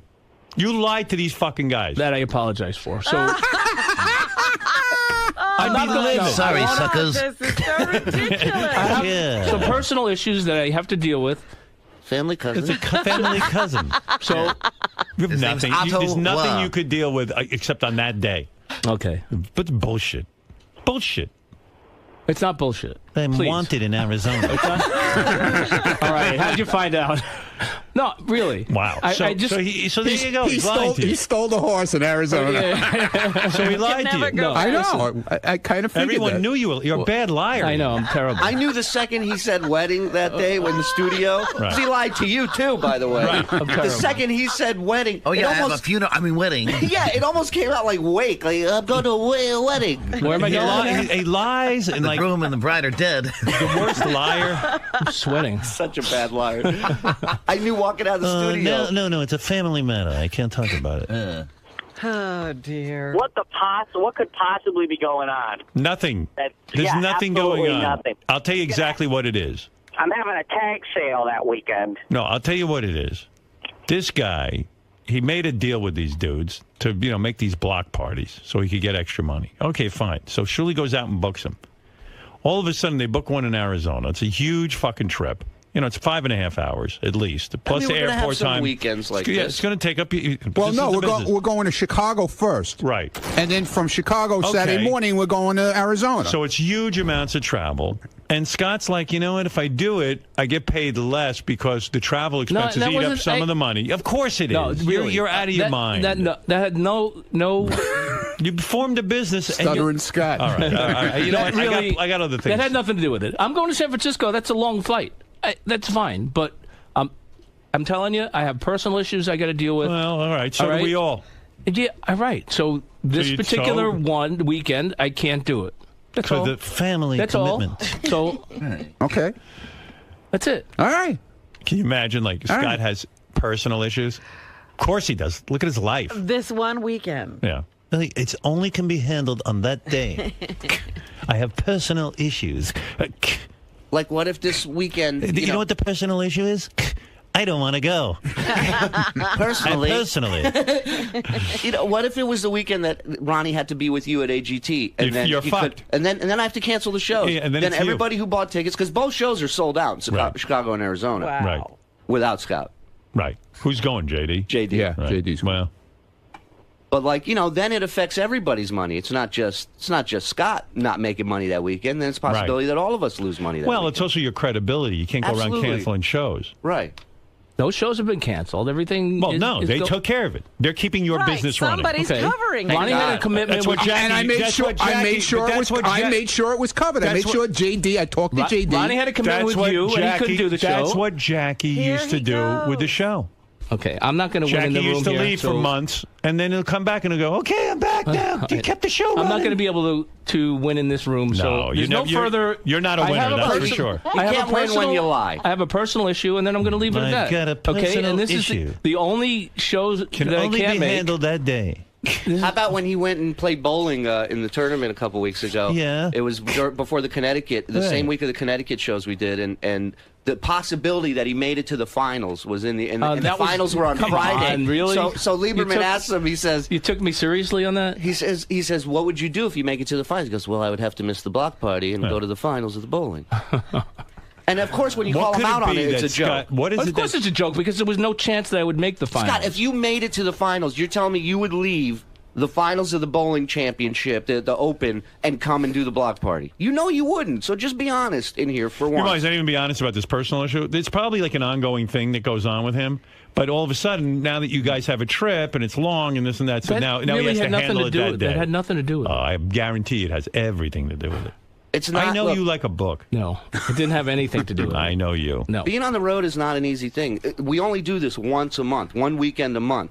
I mean, this is normally 3 weeks or 4 Well, you're telling me with this AGT, I'm on the road all the time, and it ain't easy. And it also isn't easy for people in your life that are in your life, you know. But you do it. I made a commitment. Since, the travel is so tough on AGT, why don't you just say I can't make it That's what I'm going to do. Send Ronnie or JD. Try the personal thing. I'll just call him and tell him I can't go to Tampa. And they'll figure it out. Tell them A it's a wedding. personal family. A family cousin. A family cousin. That day. That one. And it just came up. I have personal issues. Yeah. Family bridge. Yeah. My family cousin needs my help. It's Cesar Chavez Day. I'm celebrating with the whole mishpacha. It's Flag Day in Canada. Hey. No, can't do. It's Sukkot. I'm meeting with my accountant, Hugh Asshole.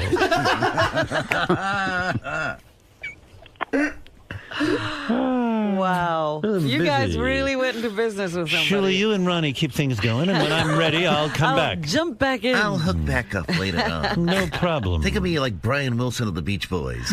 You speak Spanish, Shirley? No problema.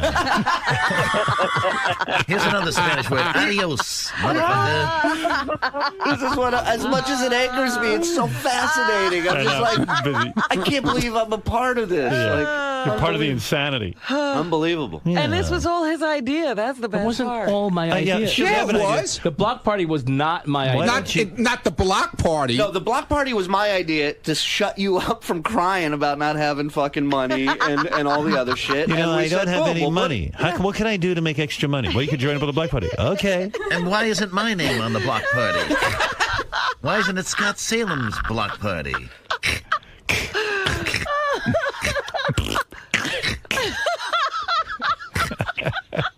She is not supposed to emasculate anybody anymore. She can't help it. Yeah, all bets are off. What's that? You have no cock What's anyway. that, Robin? Robin, what happened to that? She realized you didn't have a dick, so she could emasculate you. And your balls What are did gone. she say? No harm, no foul. I remember. I'm sorry, Scott. I remember her saying something about that. Oh, my goodness. What's the matter, Robin? You don't know it's Cesar Chavez Day? It was quite an emasculating laugh. Oh man, She's crying. That's good. I can't go to Arizona with you. I've got to get the holes in my bowling ball redrilled. I've got to fill them in, then redraw the holes, and then have them drilled out again. he's unbelievable. He's unbelievable. What can I tell you? You can't go into business with guys and then. This That's was one thing. again, this is the only one. Yeah, you know it's nothing. It's You gonna have come nothing again. to You know do. there's gonna be another weekend He has where nothing to do that a day. family cousin wedding is gonna come up. I'll guarantee he has nothing. The to wedding do. was moved to to Neptune. To Home Depot. September. I guarantee you he has nothing going on that day. Guarantee it. You call that house, he'll be right there. Any time of the day, guaranteed. Right. He has Anytime. nothing. He's not coming clean with you. If he was honest, it'd be one thing. I agree. I just No, Came you're not clean. being. No, you didn't. You have did. nothing. There's no personal business. Scott, if you see a black sedan outside your house that's on Saturday with a camera shooting out of it, just know we sent it. When you walk in and out of the house, the guy will be taking pictures. The banter. I'll call the police. Is this what they do on stage? Yeah, this is when the shots start coming real early. I ask myself that question every month. I do. All right. But they're loving it. See what you're missing? See what you're missing? Hey. That's So they get on stage together and they argue with one another. The best is before the show even starts, him running around with that phone for sound check, and he's asking like real sound guys. He goes, so what are we running off of tonight? And the guy's like, well, we have a giant mixing board. He goes, what are you running off of? I have Verizon. You know, he pulls out a fucking phone, and the guy looks at him. It's his equipment. And these guys, they all look at us the same way, like, this is a fucking show? I'm running Verizon. Does Sprint work here? These venues are like, we just had a band in here last night. Yeah. Can you hear me now? So what does Scott do? He takes his cell phone out and he hooks it into their giant board? Yeah, he hooks it into the board with. He has a little plastic shopping bag with all his extra pieces and cords in case he needs them. My DJ's walking in with like a Dwayne Reed shopping bag. Yeah. Where's my shopping bag? Anyone seen it? All right, I'll bring a laptop from now on. I mean, really. And I try and always sit him on stage so Right. people can't not like lose. And what does he do? focus He on- holds his phone the whole time, hooked to a Yeah, wire? in Connecticut, he wanted a table. I go, no, just leave it on your lap. Like, so it's on his. How many sounds do you have on there? I don't know. Probably 6. Yeah, this guy's right. But yeah, like he doesn't put any energy I into got, like I got even, at least four more than 6. He doesn't even put energy into getting like new sounds. I on asked there. him one day, I go, maybe we can put some, because JD was doing Connecticut, I go, maybe we can put some JD I did stuff put in JD there. sounds in. He's I like, I got music Yeah, for I JD. did, I got. I did put JD. I did spend 5 minutes working. Stop Yeah. it! Stop it already. You know he's so lazy. Like before a gig, he doesn't put new sound effects in. No, he played the same music. What is it? What's his music? Who remembers? And it's like like sometimes we do this little dance contest thing, and it's like the girls look at me like, "What is he playing?" Like, I can't dance. It's like to not this. even good music. I load in. Every time we go, I load in the fresh music, like the top 5 or top 10. fresh. The freshest tracks. Yeah, the hottest material. Yeah, that's right. Just pulled this off a billboard. Is this it? Yeah, it's the big dance contest song. This is his song? Yeah, it's not far off. It's all like instrumental stuff. Right. There's no words to Does he ever it. have any sound effects like, Baba Booey or... He has some Ronnie Yeah, he's got sound a effects. lot of my stuff. Right. And he hits it, like Fred does during the show? Yeah, But no, exactly. he'll do it like when JD's trying to introduce somebody or do one of his bits. So he hooks up He'll the hit phone for the whole, like that takes a long time, and he gets that all together, and then it's just so during JD he can hit like an Yeah, effect. basically when the comics are up there, when Yeah. we're up there, he's not on the stage. Right. And he's gone. So it's just for the times in between. So your the thing is your phone and with the sound effects. Yeah, and the music, whatever music we need. Right. and the dancing. Fun dancing. And the banter. The banter, the witty The banter. banter that we Because you do. guys couldn't get music on your own. Howard, I can bring an iPod. I can bring a CD. He brings me up to Hava Nagila. I'm like, could you put on something with a guitar, maybe? Or- Yeah. No, because you're a Jew. Get it? Yeah. Because you're from Israel. Yeah. Get it? Every single person that leaves that show goes, it's a great show. And they go, what does he do? What does he do? So it's fun just to watch him. He's like Uncle Fester. It is. I'm not gonna lie. Like, look, I bitch about him, but at the end of the day, I think I have fun with these guys on the road, and it is fascinating to me to watch a guy not Scott, do a why lot. Did, and why then, did you come up with 10 lines that you could say into the microphone so you're not so you'd have some funny? I don't shtick? really. I come out and I dance my stupid dance. Right. And high five people. Less is more. Mike And said then it. I introduce him, and Yeah. he's the host. So he's the one. Yeah, but when you grab the mic, I'm Blame sure him. they would not object to you getting up there and going, the other day I was walking around the mall. I tried to be a comedian, and that didn't Yeah. work out too well, Howard, right? You're telling this to the same guy who told Evan to slow down when there was Right. a technical problem. Right. Easy. Hey, easy, you're gonna hurt yourself. Easy, buddy. Easy, Not so Ronnie. fast, No, pal. so Yeah, don't work so fast. the idea, I'm not a comedian. The show has. You're not a comedian? Don't hurt yourself, Evan. No, the show has a lot of This isn't comedians. 9/11. The show has a lot of comedians, and I wish Julie was one of them. But so those You don't guys, want to get in the way of it. Yeah, I'm not. I don't want to. No, you're not in the way at all. I don't want to ruin the show. So I'd let those guys do the comedy, and I'm just Hi, there to, I'm Scott, the engineer. I'd like to say hello to everyone. Knock, knock. Who's there? Hey, that's it. Not me. I have a wedding to go to. Julie, look behind you. And there's this guy running through the crowd, high-fiving. All right, I'm done. He almost walked into a pole. Some guy high-fived him at one show, knocked his hat right off his head, hit him right in the head. Hey, that's my wardrobe. And then I just gave Doug some footage from Portland and Seattle when we went out, when Ronnie fell asleep in the van 4 times, and I woke him up with, I downloaded an air horn app on my phone. Oh, my God. Ronnie can sleep, man. He sits in the plane with me. He's out as soon as the second he plane sits moves? down, he's a... I don't snore, though. No, he doesn't. But every time I pranked him, he woke up, cursed us out, and went right back to sleep, like within a second. Yeah, you picture that. Picture you're fast asleep in a car. We're driving 3.5 That's hours. ridiculous. So I close my eyes. Bullshit. That's bullshit. And we're driving. All of a sudden, they start screaming, and this air horn goes off, and they jam on the brakes in the middle of the highway.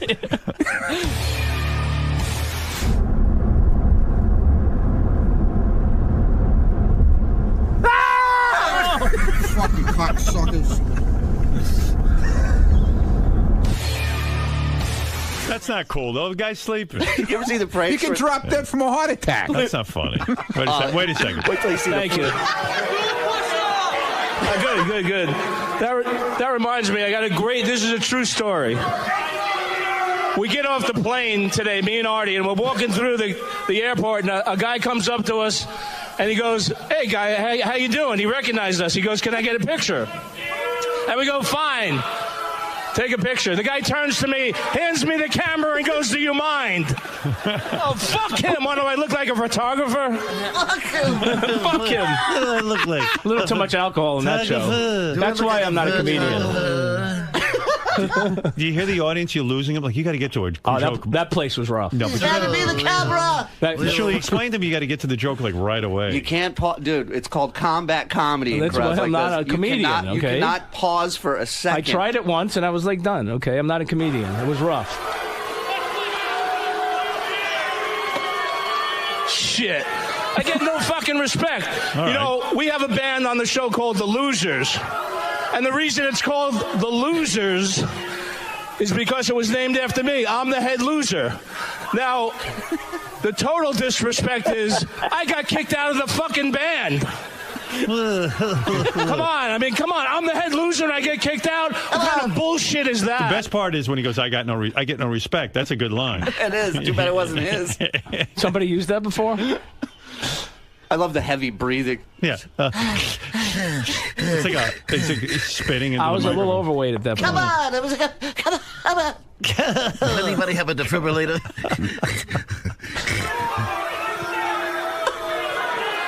Boo. Go Cavaliers! Yeah, Cleveland, let's go! You know, let's hear some of your shit. I never claimed to be a mechanic. I never claimed to be a comic, man. I'm trying to listen to Scott. That's the petcock. The sad sack of the show, the fucking loser, but I just want to say something, you know? My wife doesn't have an emotional friend. That's for sure. She should get one. I don't have monkey teeth and sewer breath. Both. How you doing? I'm both. Unlike the man that brought me here tonight, Bob Levy, I live upstairs in my house, and the only thing I put. Boy, you're lighting this audience up. Oh boy! Holy mackerel! Hey, Howard, I think I changed my mind. I think Scott absolutely needs to do a set at every block party from now on. Of course, but you know what? That's better than what he does. He just gets up there and plays sound effects. I picture I definitely think he would be worth at least $80. Right. I picture if we let Scott do a set, I picture like going to the bathroom and coming back and like Blues Brothers, with just people just throwing stuff. But you know what? Like one or two of those lines might have been good enough to keep in, and then you develop something. I mean, you go in there anyway, write a few lines. Tell a few stories. Goof on us. You know, whatever. Why would I want to goof on you guys? Well, I'm just saying. I love you guys. The best part of the whole thing is when he comes out dancing. Yeah. Shuley sits there in a chair in the corner, and he's crying, laughing so it's hard. Fucking brutal. That's my comedy. Every time, I'm just like, there's a grown man running through this audience. Right. Like dancing to "Let's Get This Party Started." There's no party that starts when he shows up. No dignity. Nothing. All right, guys. Well, thank you. It's thank you for this bashing. Well, thank you for coming clean and stop your lying about this stupid fucking wedding we all know you don't have to go to. All right. I mean, that's the revelation that you're a liar. I'm going to a family cousin. On my father's side. What's the name? Smith. Smith? Lloyd Webber. Andrew Lloyd Webber. His daughter Imogen is getting married, as a matter of fact. Yes, we are related to the Lloyd Webbers. It's so funny because Ryan and I went right to each other after that show, and we're like, "There's no fucking wedding." We said right to each other. We're like, well, now you know the truth.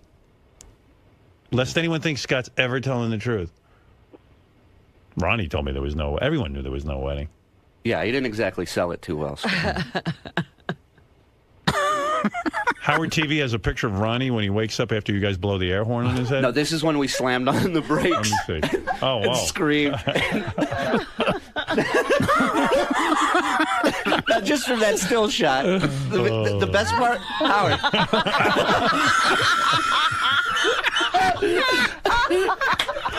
What a party. Howard, the best part? God, yeah. Scott's sitting next to Ronnie. He's awake, right? And I'm telling John Cole, the driver, in the mirror, I'm going to him, on the count of 3, slam on the brakes, and we all scream. Now, Scott's watching me. Right.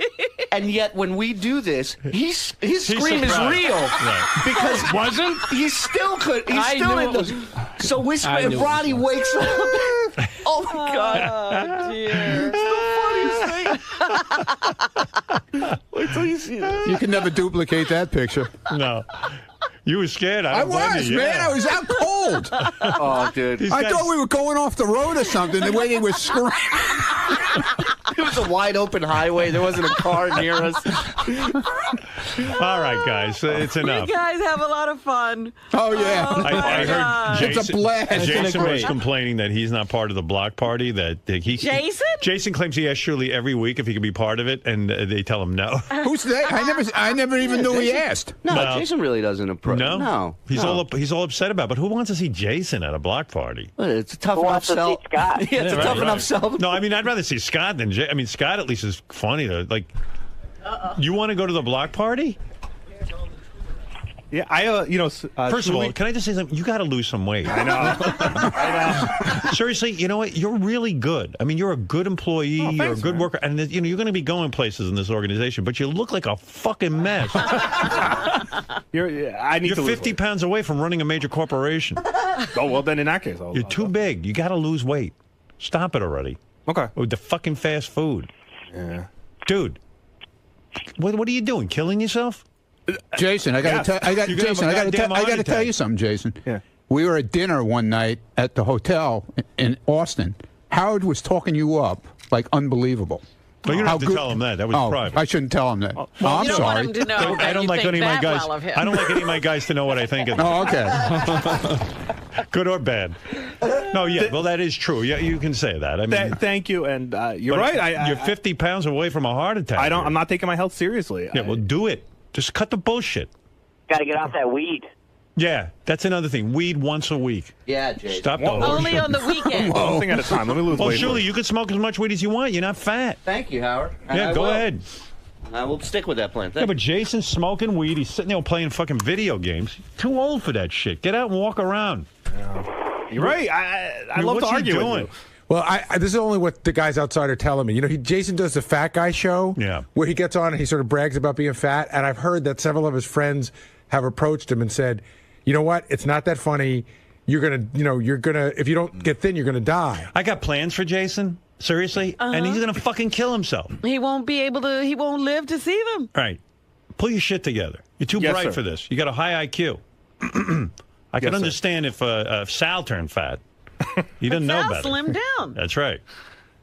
I don't take my health seriously. You're absolutely correct. Now you want to go do the block party? No, I mean, yes and no. I know Shuli talks to me a lot, especially when he has an argument with Scott about this. So I'm always saying, dude, get rid of Scott, put me on, no problems. I'm down for it. I know people don't want to see you. I get that. I didn't know people want to see Scott. Maybe I'm misjudging but people the audience. want to see Scott because it's ridiculous. I just know how much Scott gets paid, and I would do that. I appreciate the confidence. Can I say it? No, that's between all of how us. do you know what he gets paid? Shuli confides in me. I hear all these. Shuli, what the fuck is up with that? No. Shuli's my friend. That should be between all of us. And you shouldn't go around. You shouldn't go around telling everybody what what we get paid. I'm sorry. Maybe I lied. We never know what we get paid. Yeah, right. Maybe don't tell people you have a wedding. Now you see this fucking Don't tell attitude. everybody what He gets I'm doing. he You know what gets it in is? my fucking Why face. does he You have to get know in my what- fucking face, what- motherfucker. No, First you of all, fucking when asshole. he Why does he have hold to on. know when he what the fuck Why is don't you going be on? honest? Tell Holy everybody why shit. you can't do Chicago and Tempe. Be honest.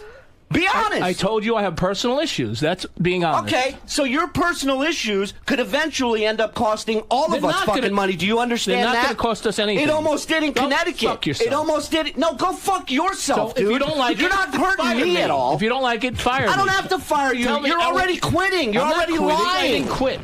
You lied to all of our You faces. got to tell everyone soon what as- our business is. Welcome to the block party. Hey, listen, I tell people our business when I'm getting fucking shaken down for more money, not- motherfucker. And he's got to go hire people and tell them how much money there is in it. The fucking weekend, Ronnie couldn't do Connecticut. This cocksucker tells me, I'm probably not going to be able to do it. I said, Scott, let me know. I'm going to have to cancel this if you can't because we already don't have Ronnie. And then the next day, well, if there was just more money. Right. That's a fucking shakedown, Howard. Right. It is. He knew he had me That over is, the Scott. fucking coals. He knew we needed to do that weekend. Scott. And am I lying about that? I didn't shake you down. Did you say that, Scott? That wasn't in general. It wasn't for that weekend. Whether you In meant general- it to be a shakedown or not, isn't that how you approach No, it? that's how you took it. That wasn't my approach. That is it. Yeah. That is an approach. Here's That how, is a kind Howard, of a here's how shakedown. it works. Scott, No, there's no shakedown. That's a shakedown. We a all little get the bit. same money. You're And out of line. You're out of line. No, And that's the other thing. We all get the same money. Scott. I think. You're out Anyway. of line a little bit. I get a lot more. Yeah, I'm sure. So, And you know what? If I made It more, wasn't- it if I made more, I deserve to, because I'm the fucking headliner of this tour, And not you're you. doing all of the work. I do fucking an hour on stage, Okay. Scott. All You right. do fucking total. You do what? 10 minutes, maybe, And 9 of them are him sitting there. Eating. and 8 of them are through his phone. eat and greets. Eat That's and what I greet. do. Right. Eat and greets. No, look. It's true. Surely We're all normally. part of the show. We all do our part to promote the show, to be on the show. Jason, I don't want to hear you and to lie you do a about not being able to do you the do show. a fucking hour. Don't I don't leave, want to hear you Jason. do more or You less. might get hired. I mean, really. I mean, you Scott, you know what? you're Next show, bitching that you go up and do 60 fucking But that's minutes not my and job. tell me how easy That's it your is. fucking job. That's right. That's And I right. have And a don't job. fucking forget it. And he Your has- job is to sit there with a phone on your fucking lap, play 6 fucking sound bites. That's right. And We all have songs. a job. And take a So- shitload of money for it. A shitload. Okay, so we all Go find that money anywhere else from anyone. Go find it. we all have a specific job to do on the show. That's what makes the show. If you Sit there, bitch you don't know about how doing good an he hour, fucking has it. don't He do a doesn't fucking get it. hour. Well, do this 10 reminds me of minutes. Jackie. He tells me, he goes, don't do an hour. Do don't 10 do it. minutes I'm then. doing it for the people who spent money to come see us, you fucking Well, idiot. what do you think I'm doing it Don't for? do an hour. Why don't you want him to do an hour? What an He's idiot. bitching about doing an hour. He knows he Easy, has to. Julie, People are there easy. for the night. They gotta get some. He can't sit there and play iPod. Easy, Julie. Easy. Calm down. Surely it's like Evan. I tell him, don't work so hard. Don't give him the punchlines. No, Just give him when the I setups. when I said talked about money, it was money for all of us, not just for me. Oh, so now you're worried about how much I'm making at the end of the we weekend? We want to make more money, obviously. You don't want to make. You don't want to make more money, Scott, again, you're sitting here talking to us like we're fucking idiots. You want to make more money, that's fine. I told you that weekend. This is the weekend, that Connecticut weekend, we had no overhead. We had It's no your flights. business. We had no rental cars. This was the weekend to make more money. That's why I told you. The weekend that you were ready to back out of was the weekend that we were going to make good money. And since then, we've been making very good money at these shows. And we will continue to. That's up to you, though. If you want to fuck yourself out of it, that's your call. I'm not going to fire you.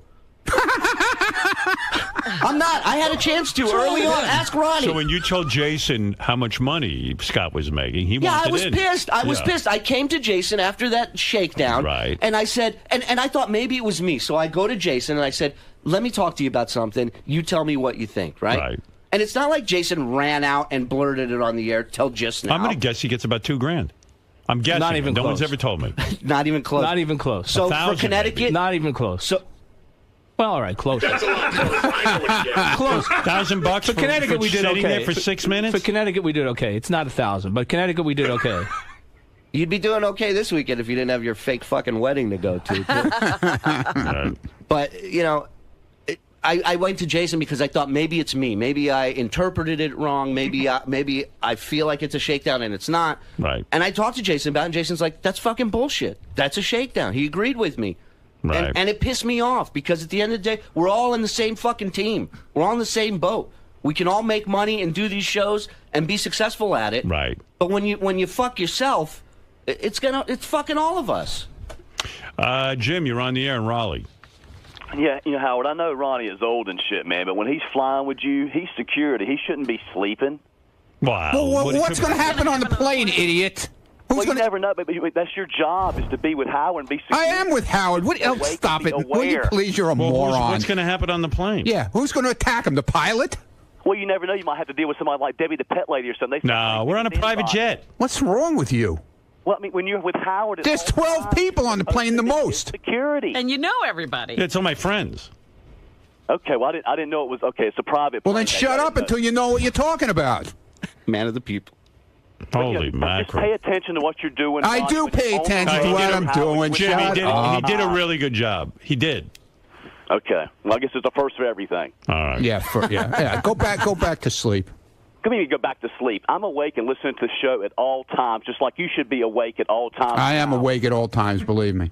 Lisa G left. I guess she had to go to bed. She had enough. She had enough of this. She usually hangs out. Right, She's gone. Let me recap. What's going on. Let's not recap. Let me end this by saying, Scott the engineer, when you decide to go into a business with people, and the franchise is block party, we're going to make dates, we're going to make commitments, you got to be upfront with your partners. And it's a deal is a deal is a deal. Some jobs you'll make more money, some you'll make a little less, depending on the amount of travel. There's always a minimum. Right, but you got to be in it to win it. I mean, this is your business, and you got to protect it. No, I understand that. All right, to go on stage for 6 minutes and not have a lot of pressure and to get paid, close to $1,000, that's a pretty good deal. I ain't saying, you're a millionaire from it, but you're certainly doing okay. That's good extra bread coming in. And you do 4 of those a month or 3 of those a month or 1 a month even. All of a sudden, you got extra dough in the pocket at the end of the year. You're looking at 20, 30 grand. You know what I mean? You could end up making some real money. But you're in business with these guys. You can't lie to them, number one. You can't tell them you have a wedding when you don't. You can't. These are your bros. These are your partners. Come clean with them. The ball busting happens when we know we're being fucked with. When we know as well as I do. You could be going to Arizona. But you chose not to. You don't have anything to do. I know you don't. I know you have issues and things, but you could work around them. If it was something important, if it was bowling, you'd make a way to do it. I know you. And you got to come clean with these guys. And if you're coming back with nothing, I could understand. But you're coming back with something. You got to come back with something. I know that. I understand that. It's not a vacation. Right. It's work. Right. And this is the franchise. I don't know how else to say it. Well, you've said it to him several times. It doesn't seem to sink in. And truly, I feel for you. Because you're in charge, it seems, of booking everything and coordinating. We have everything. somebody that takes care of that stuff. Oh yeah. Yeah, we have. There's a booker. There's a promoter. Yeah, he books all the gigs. He does all the travel arrangements. Oh, he does. Yeah. So, what do you think Scott was up to when he wanted more legroom on the plane, Ronnie? What do you think he was trying to say? That he wanted them to pay for it, therefore it comes out of your take? I need more legroom. Yeah. That's why were you upset about it? Well, because I said all I worry about is on these trips is I'm not worried about legroom. I'm worried about doing the shows, getting back on the plane, and getting home in time to go to work on Monday. Part of it too. But I'm not worried about if I need legroom. Dude, come on now. The legroom in the planes are not that chair bad. To lift you up so you always get an aisle seat. I don't always get an aisle seat. You never sat in the middle yet. I had to switch with him. Not in the middle, but I had to switch with him because I didn't have an aisle seat one of the flights. Where'd you sit? By a window? It was a window seat. Okay, big deal. What's the big deal? You can't stretch your feet out? I can't. What plane were you on? What we were on JetBlue? No, it wasn't JetBlue. What? It was Delta? Okay, the seats were fine. For you, they were fine. Oh, come on, dude. Does it cost you money if he gets a bigger seat? No, not an aisle seat. Doesn't cost anything. No, not an aisle seat. But he asked this time. He called Sequoia. And he said, "I need a seat with extra leg room." I said, "I need an aisle seat." Because it's a 6-hour flight. Right. So on those flights, if it's JetBlue, I know because I've done it. On a long distance not flight, JetBlue. it could be $60 to $80 extra for an extra legroom seat. So you told him to pay for it himself. Well, no, I didn't even know about it until yesterday, and I'll I said, pay "Well, for fine." it. Well, I don't have any problem paying for it. Here, I said, I Good, need. I well, would pay like for it, an it's aisle. fine. I would Yeah, like an. okay. I didn't make any Well, you demands. were complaining to me that he was making you pay for it. I'm not making anybody that's pay how for I it. thought. I thought he wanted it to come He out of the assumed money. that. Yeah, well, No, that's I didn't not hear, true. Wait, dude, I didn't hear you say that you were going to pay for it. Whatever the cost is, I'll take care of it. I told Sequoia Now that. he's saying that. Yeah, No. he didn't say it yesterday. Right, Julie? I asked for a aisle seat. That's not what I was told. When you call him on stuff, Listen, I got my information. No, this is not a bit. I called him up. I'm not kidding around. I called them up, and they said, "All right, I need extra leg room." He looks like Debbie now. He's attacking the. I know. Calm down, Scott. Where's my bird? I'm getting a different thing in here. So John Lieberman's standing right It's here. not different. John said We broke the story, and it happened when I was interviewing Sequoia. The story. He said that you demanded extra legroom that's what I seats, heard. No. and you did not offer to pay extra. That it was assumed it would just come out of the travel budget, the take No, for whatever. That's what I See, that's what I heard. Whoa, Of course. whoa! Of Stop the course, clock. Of course. I said, Take it out of the kitty. I need Petty cash. I didn't demand. I said I would like Okay. an aisle All seat. right. Well, I guess it's another misunderstanding. or an exit row. All right, look. Because I need Let me explain something. You guys more leg room. Yeah, so I get the fuck out of there. You guys have a good thing going. I suggest you sit down as businessmen. Scott, you tell them what it is you need. Shuli, you tell them what you need. Ronnie, you same thing. I'm fine. I'll work it out. I need an agent. Is what I need. All right.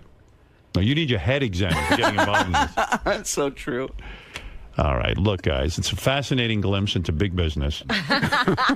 You know, And the other thing, Scott, we're getting offers for a lot of other things, not just comedy shows. Like we got this thing in Jamaica, Yeah, in a which I year said from fine now. to. But people want to know that you're reliable. I people said want to know that you're. this is the you're only on the one up that I'm and not up. doing. I might need triple leg room. No way will you be going to Jamaica. why do you say that? What?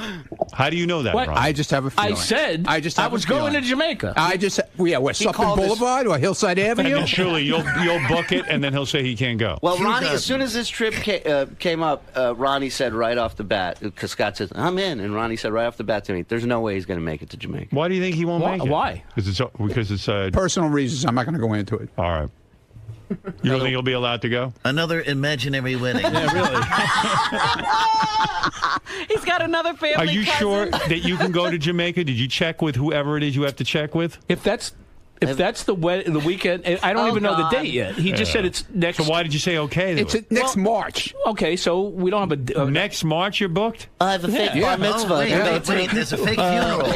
No, I have a family cousin. I'm busy. No, it's kind of like when like the celebrity cruises. Well, this guy is promoting this thing at a resort, Right. and he's going to sell tickets to it. You know, people come for the weekend, and Right. we're going to have things for them to do, and then there's going to be a block party show. Right. You know, but a whole cruise. I'm afraid he's not going to make it. I'm going to make it.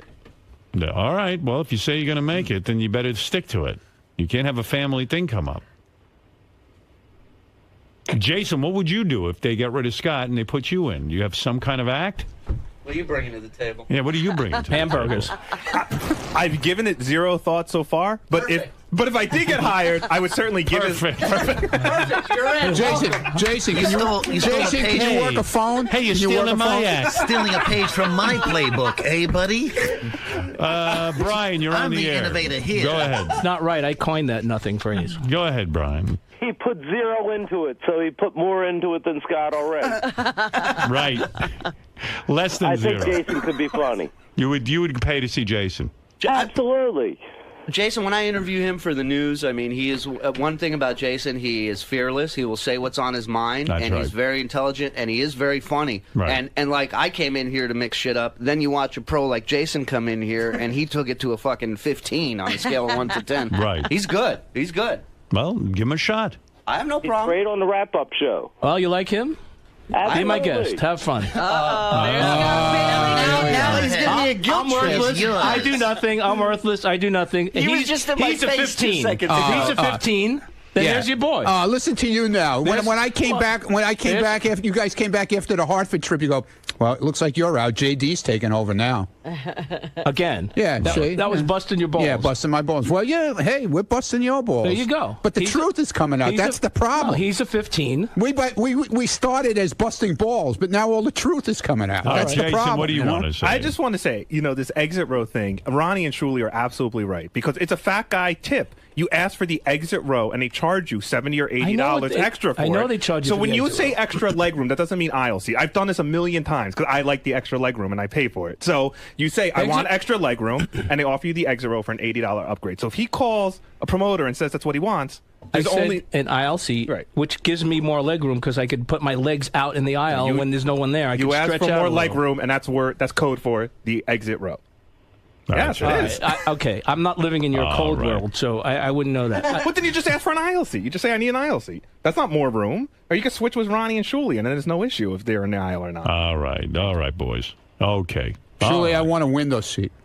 I like to sleep by the window. All right. I want a Shuli, seat that get on ejects. it. Shuli, he want an ejecting seat? I want an ejecting seat. All right, boys, look, I admire your get up and go. I'm so gone. now, why don't you So go? mine got up and went. So why don't you get up and go? I never had to go. All right. We have to take a break anyway. I was going to play you a bunch of tape, but the boys had to come in here with their argument. I brought my magic. And there you go. We'll be back. Thank you, Howard. Thank you. All right. Thank you, Brian. We'll be back right after what? These words, of course. That was a masterful deflection and then bomb drop. I'd love to tell you it was planned and I did all that on purpose. I would love to tell you that. But I didn't. It was a little bit of a deflection, but I was more just saying, like, hey, man, I know what he's, I have an idea of what he's fucking with and what he's going to leave on the table, and I would gladly take it. And that was it. Then you could check the tape, but I think I literally, ducked and rolled out of the way because Scott, I just thought he'd run right through. You literally went out of the lighting. Like, you went into the dark corner of... And that's what the scoring system that I gave Jason that Scott got upset about. That's what I was scoring him on. The fact that I went in there to bust balls, and I thought I was going to take it up a level or two, but, I mean, he came in and just showed why everybody here hates him at one point or another, because he just fucking went for it, and it took us to a whole nother level. But you know what? Listen, I wasn't lying in there when I said I went to him because I thought something was going on that I didn't want to overreact about. And Jason, if I didn't think he was an intelligent guy and someone I could trust and talk to, I wouldn't have approached him with it. And I know he didn't do it intentionally in there. No, I definitely. Shirley told me this like a month or two ago as friends. We're friends. He's been sitting on this for a while. This was a friend talk. I didn't page 69 it. No. I didn't run anybody, but trust me, if I was going to be a real dick, I would have just said the number on the air. But I was just trying to make a point, and sorry. No, that's fine. I got no problem with it. Point well taken. But I'll tell you, I think it's good every now and then to get all this stuff out in the open. Yeah, I know why they call it a shakedown now, because when Shuli came to talk to me about it, he was literally shaking. Like, I was really mad. Like, I just walked out of Scott's office. I need to talk to you. And he was. It's the definition of a shakedown. Again, just to really clear this up, he committed to dates. Then he said he couldn't do the dates that he committed to unless there was more money on the table. Now, if that's not shaking down, I don't know what shaking down is. But it was more money for all of us. So he shook the group down as a whole, basically. Well, that leads me to my next question, Shuli. Throughout the beginning of that segment, you kept saying, you're fascinated with Scott, despite all of the crap and all the nonsense he put you through. Yes. You're fascinated with it because there's a bit of a payoff in that. Scott's nothingness, Scott's boring personality, Scott's, extremely shady moves and intentions are worth in the long run. But I saw a shift in there with you when you guys started to go at it. Are you done with Scott? Is it just become? No, I'm not done with Scott. Scott is more than welcome to continue to be a part of the Block Party tour. I like looking over and seeing him on stage doing stuff. But the reality of it is he can't have it both ways. It can't always be a bit, and he can't lie to us. And it's just like, dude, just be on the same page, do what you got to do, and let's be successful at this, or as successful as we can be, and keep going, and just fucking be a team player. I don't think Scott realizes what a miracle this is. Shuli's obviously very talented, but Julie, Ronnie, and Scott go on the road to make money. Like, no one should even. I would hold my breath and wait for me. Hope I don't wake up from that. I'm telling you, this was, and you can even ask Ronnie. This was a bit like this. This tour had no legs whatsoever. Like, and it caught on. It caught on, and people are fascinated by it, and they want to come see it. And I'm the most surprised out of anybody. So it's working. Why fuck anything up? Right. Let's just do it. Richard Jenny couldn't get the work Scott did. It's true. Do you really? At the end of the day, do you really need Scott's, quote unquote talents to keep this going? I mean, can you draw? No. Can you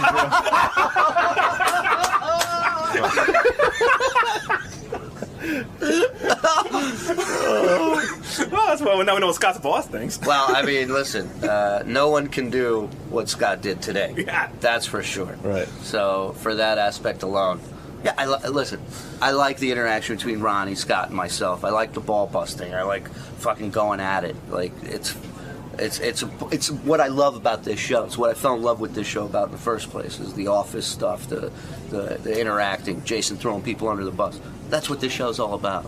And hopefully we can continue to do it. But if not, I got a lot of people waiting in the wings.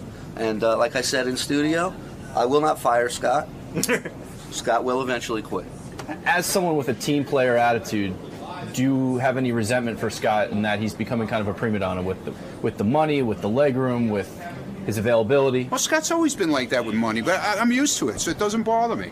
I listen, and then that's it. I let Shuley get upset, not me.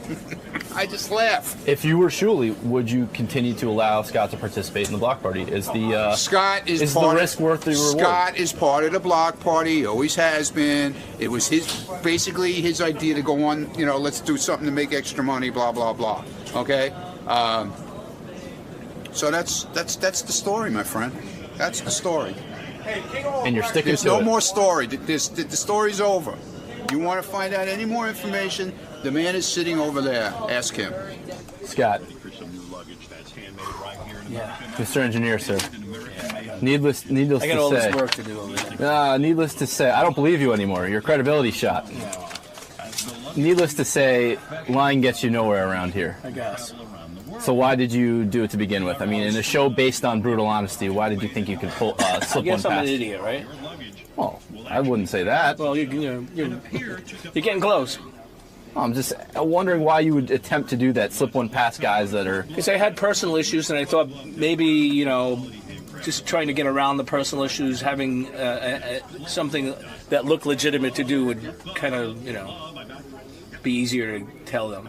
Why not think of some of the details behind the lie, like a cousin's name, a location? I just, a story of how they met. I didn't want to get into it. Whether or not she was really a virgin on her wedding night, stuff like that.